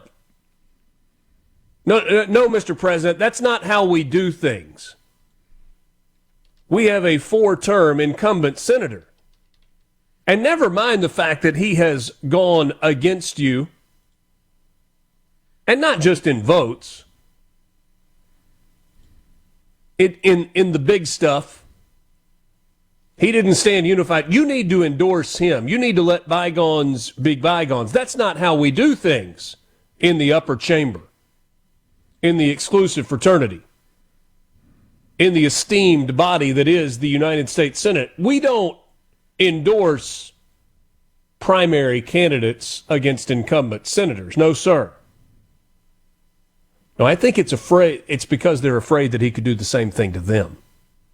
And it sets a precedent that is not friendly to incumbent senators. John Cornyn's war chest is 20x, maybe 10x, that of Ken Paxton. $109 million has been spent in the Republican primary, the majority of that by John Cornyn seeking re-election. He's not going to win. Ken Paxton is. And then Ken Paxton's going to beat James Tallarico. And nothing will change.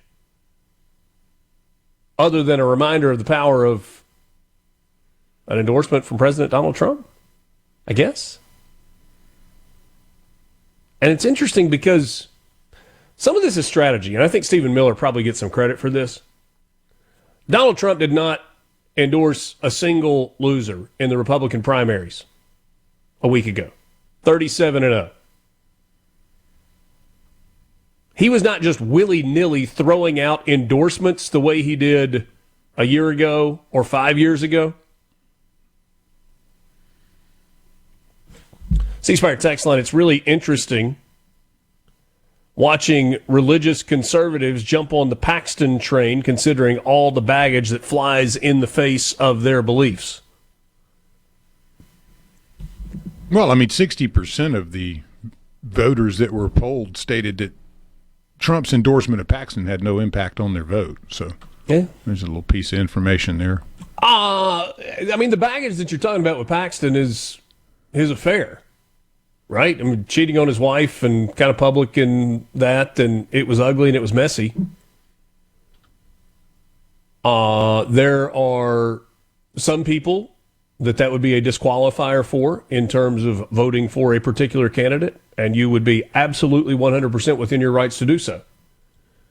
And there are others that would say, I'm electing this person to be my senator, not my Sunday school teacher or my pastor. People say that about coaches all the time. I'm not saying one way or the other is right. I will say this, and this is not a criticism to some of the genuinely good men and women that serve in Washington, D.C., because there are a few of them. I actually happen to think that our delegation from Mississippi generally falls into that category, whether you're talking about senators or congressmen. I think we have good people that are there. I'm not saying they're perfect by any stretch of the imagination, but the combination of Roger Wicker and Cindy Hyde-Smith, I think we have good people there. And the combination of Trent Kelly and Michael Guest and Mike Ezel, I think we have good people in Washington that are from Mississippi. I'm not saying they're perfect. I'm not saying they don't have flaws. I'm not saying they haven't done wrong. But I'm saying that they are generally good people.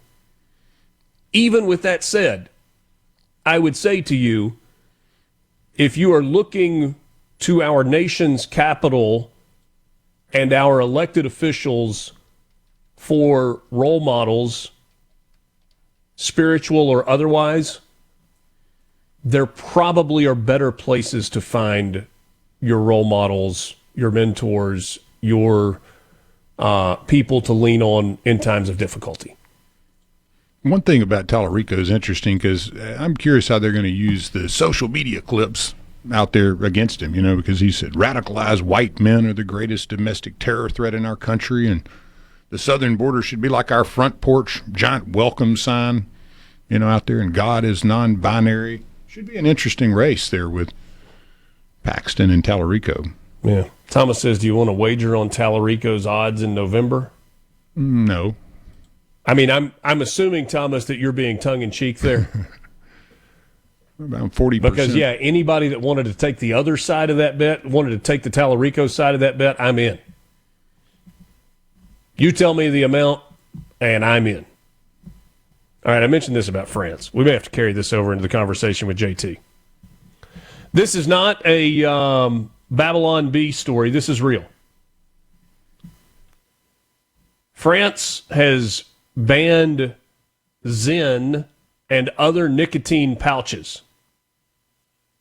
France's health ministry has banned a number of popular nicotine-based products, including Zyn, Z-Y-N, pouches, and violators of the law could face, get this, nearly a $500,000 fine and years in jail. The prohibition extends to the use, acquisition, possession, and sale of oral nicotine products such as pouches and gum lozenges. Those violating the law could be penalized up to 5 years in prison and $436,000.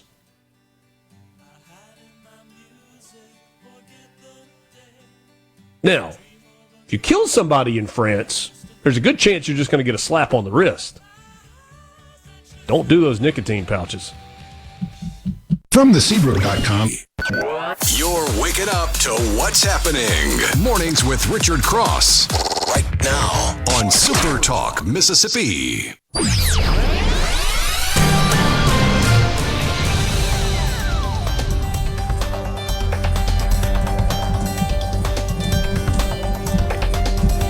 Mornings with Richard Cross, Super Talk, Mississippi. Sorry, I was finalizing a wager. Or trying to. Are we allowed to do that?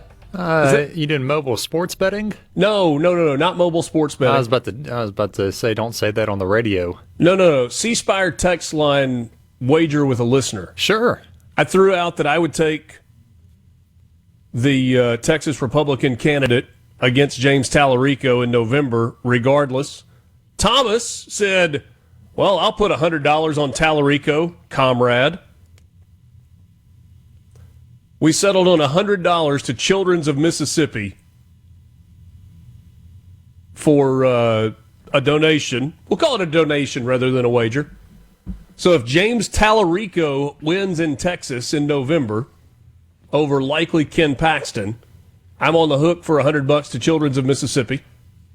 And if Ken Paxton beats the brakes off of James Tallarico, which is what's going to happen, I mean, like, when I say beats the brakes, 53-47, 54-46, then Thomas, who I know is good for his word, will make a $100 donation to Children's of Mississippi. Now, are y'all using a prediction market? Yeah, the SuperTalk Mississippi prediction market. Yeah. You can find that. No, we're using the election results. Which one of them is the senator? With the rise of prediction markets, no mobile sports betting. Hey, no. It's who wins the election. I know one good thing about this company, Richard, is that when bets happen around here, which wagers happen, I think in any healthy workplace, you have some friendly competition. I still owe Lance a lunch from like a year and a half ago. Okay, there you go.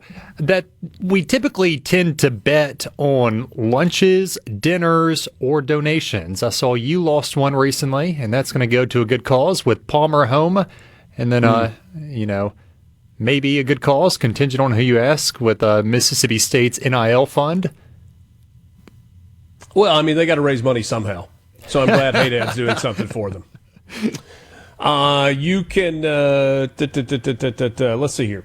You can join the conversation on the C Spire text line, 601-879-4395. The one plan from C Spire is here, fiber home internet and wireless, only $99 a month for a new and current C Spire customer, new or current C Spire customers. One plan, one price, one experience, zero compromise. Get started now at cspire.com/one plan. Hey, and that's a good deal. $99, phone and wireless. Mm-hmm. Thank you, C Spire. No, wireless and home internet. That's what I meant. Phone and internet. There you go. All right, we have to finish this story before we get into the news of Mississippi. I think you're might be intrigued by this as well. In November of 2023, the French Agency for Food, Environmental, and Occupational Health and Safety reported that advertising for nicotine pouches and similar products is rampant across social media, where young consumers are being targeted. Chewing tobacco, medications, and medical devices used to quit smoking, such as nicotine gums and inhalers, will not be subject to the ban. Cigarettes and vape products also not subject to the ban. But these nicotine pouches, up to 5 years in prison and up to a $436,000 fine. Just in case you're curious, almost identical amounts of nicotine. One 6-milligram Zen pouch delivers a similar amount of nicotine to the bloodstream as one traditional cigarette. A cigarette contains 10 to 12 milligrams of nicotine, but only 2 to 3 milligrams absorbed through smoking. Similarly, while a 6-milligram Zen contains 6 milligrams of nicotine, the body absorbs about 1/3 of it. It does not, however, have the tar and the carcinogen, what's the word I'm looking for? Carcinogens. All the toxic chemicals that cigarettes have. But hey, one message on the C Spire text lines. Amanda in Pike County says this is the Muslim influence in France. I don't know about all that. I'm not too familiar with how France goes about, but I did see this story over the weekend, and I don't want to be the guy in prison when somebody asks me what I did, and I have to say I had a can of Zen. Popped a mojito Zen. I don't think I would get much respect in the prison yard.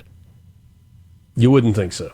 I saw a tweet that, sometimes I see these tweets and I kind of smile. They're funny. Others, I actually will laugh out loud, and my wife will be like, "What are you laughing at?" Well, I saw one yesterday that said it was quote tweeting this Zen situation in France. And they said if America were a serious country, we'd be doing a regime change in France right now. That's good. That's good. 5 years in prison for a pouch, a tobacco pouch, or a nicotine pouch. Not even tobacco. What are we doing? I mean, I got thrown in school detention for bringing Skull Bandits in 5th grade, so I can understand, Yeah, so instead of in-school detention, Lance, off to MDOT, call Burl Kane. You had to go hang out with the rapists and murderers. I wonder if schools have amended their handbooks to include tobacco and nicotine products. No doubt about it. No doubt about it. Zens are everywhere. Velos are everywhere. I feel like kids are using those now, at least the guys, more than what, when we were in school, maybe what we would have dabbled in. Yeah. Flooding, especially in South Mississippi, has taken the life of at least one Mississippian, two if you want to count the naked man that was shot in Biloxi. Yeah, we'll start with what happened in Petal. I mean, we've just seen some terrestrial flooding in really parts of Forest County and Hattiesburg County. Forest County and Lamar County. You did mention there was some flooding down there on the Gulf Coast as well. We'll get to that in a moment. But last night, Governor Tate Reeves confirmed that a death did happen because of this flooding in Forest County. Tragic, just tragic. WDAM TV reported that a body was discovered in Petal and there's a video of this, after a white SUV got swept away by the current. The waters were as high as 12 feet in Petal. Bystanders were trying to help the woman get out. They couldn't before the current just flipped the SUV. She tragically, unfortunately, got taken away and her body was later discovered. Given I checked the warnings, there's not as many as there were yesterday out there, but if you live in a flood zone, we've had a lot of rain, please be careful. Sometimes that aftermath flooding can be just as devastating as the initial storm. Was this a rising river or body of water? Or just what was the biggest issue in Petal? It looked like the roads were completely submerged in this area where the woman was swept away. Okay. Now you talk about those gullies and other small bodies of water just completely getting overtaken. That's happened in areas of Forest and Lamar counties as well. Yeah. But if you go to WDAM and watch this video, it looks like the roads just got covered in water, and you can't drive when you really get water underneath the tires. Yeah, no, I completely agree with you. I was just thinking about 12 feet being such a massive amount of water. It is. And it's incredible how quickly it happened. When you think about the flooding and those poor children in Texas that were swept away a little over a year ago, you had creeks and streams that just came up and swept away. But it is just, it's mind-boggling sometimes just how much damage water can do, and can do so very quickly. It is. Water is a strong, dangerous element.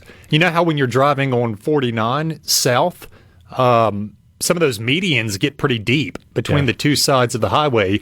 I saw pictures of those just filled with water. And as somebody who has lost control of a vehicle on 49 south and ended up in one of those medians, those deeper medians, I mean, thank God it wasn't flooding when that happened to me. Just be safe out there, people. Yeah, indeed. We encourage you to do that. And looks like more rain today, especially in southern parts of the state. So we will certainly keep an eye on that.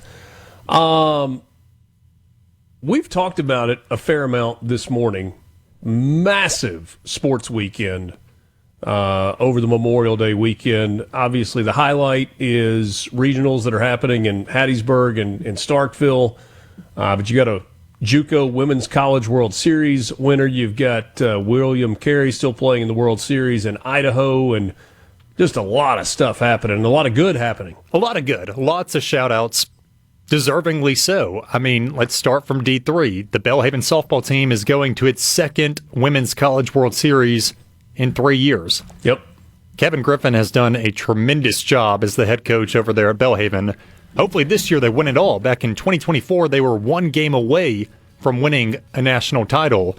Obviously, Pearl River Community College, NJCAA Division II championship. William Carey had that comeback last night in baseball to keep their World Series journey alive. Mississippi State women's softball team making their women's college World Series debut after taking 2 of 3 from Oklahoma in Norman. First time since 2015 that OU has not made it to the World Series. We'll pick up and hit on some more with JT Mitchell coming up next. Mornings with Richard Cross, presented by Community Bank. Bank local, bank community. We're back with you after this.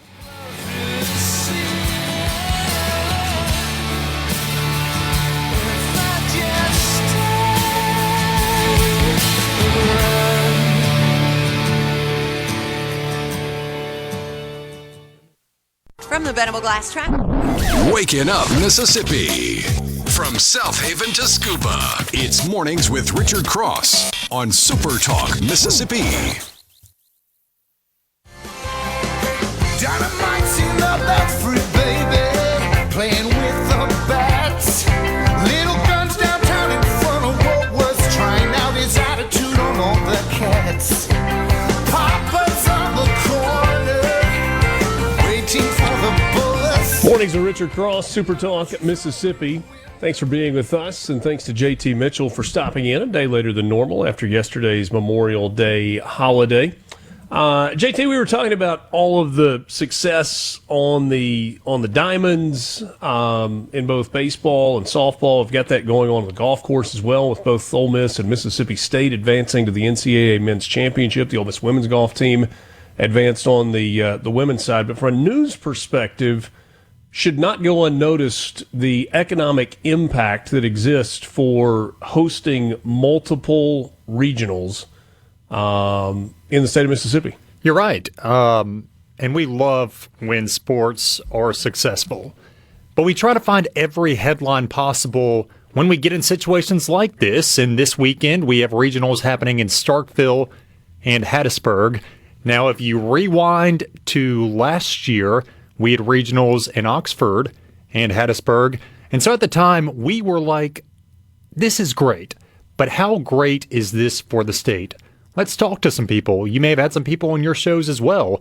But Mayor Robin Tannehill in Oxford and Mayor Toby Barker in Hattiesburg last year said, yeah, combined, we're expecting over $20 million in economic impact from this weekend alone. And so we're expecting the same this weekend, but in Starkville and then again in Hattiesburg. And so, yes, it's great. Our teams are doing well. But think about the hotels. Think about the gas station stops, the restaurant stops. This is huge for college towns like Starkville and Hattiesburg. Absolutely. And so now we just have to cheer for State and Southern to win, and then Georgia and Florida to lose, right? And you get a super regional. You could perhaps have super regionals in those places as well. More and then I guess money. You're cheering for Ole Miss to win in the Lincoln Regional, and that one is paired with the Auburn Regional. Yeah. And so you're cheering for Auburn not to win that one. I mean, there is a scenario where you could have 3 super regionals in Mississippi. Unlikely, but it's possible. It's possible, and if you get 3 super regionals, man, that's going to make a lot of mayors happy. A lot of dollars coming in. Last week, Speaker of the House Jason White told us that he anticipates that the governor will call a special session at some point between now and when the 2027 session begins, and that would be for the purpose of redistricting. I'm assuming that would not happen before a lot of these select committees meet, come up with recommendations, and both the speaker and the lieutenant governor are, if not on the same page, at least in the same chapter in terms of what redistricting might look like. Is that a reasonable assumption? That's a reasonable assumption, and I wish I could give you a lot of assurance that this is when a special session will happen. We did reach out to Governor Tate Reeves' office, have not heard back. But on paper, and you have to clarify here that a special session, while it could be about other maps, the maps that Jason White is worried about at this time is the legislative maps. There's 4 maps that Republicans are talking about just tinkering with and reconfiguring. Those are, of course, Congress. That is the sexiest conversation right now in political circles. But also the state Supreme Court, the state House, and the state Senate. Now, when you and Speaker White were discussing, he was really saying, at least how I translated it, is that those final two have to be first and foremost, because on the calendar, you would need a special session because January 1st is when the qualifying period would begin for state House and Senate candidates. And with lawmakers not set to gavel in, I believe it's not until January 6, 2027. You're already 5 days behind the 8 ball. You know, there's one issue that we have not talked about that is going to have to be figured out somewhere along the way when it comes to the Supreme Court district lines. Yes. And that is Judge Ishii, who is currently serving on the Supreme Court, did not have a district in which to qualify going forward based on the redrawn state Supreme Court lines. And it's going to be interesting to see how that is handled because the timeline is really, really strange. While his qualification period has expired and there was no district for him to qualify, he actually has another year of serving his current time in that seat before a replacement would be elected. So that's something they're going to have to figure out along the way as well. Judge Ishii, that's one side headline we got to figure out. And then, how do all these commissioners play in? Yeah. I have been told that that's a separate issue. I'm not 100% sure that I agree with that, but that's something that's going to have to be figured out as well. You want to keep up with all the news in Mississippi, SuperTalk.fm is the way to do it. The SuperTalk news team does a phenomenal job, led by the one and only JT Mitchell. Thank you, my friend. Thanks, Richard. Thanks, Lance. Lance, appreciate it, buddy. See you tomorrow, bro.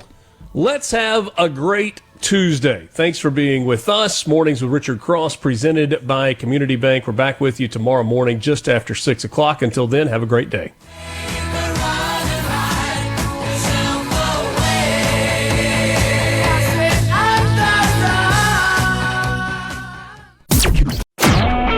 A SuperTalk Mississippi media production.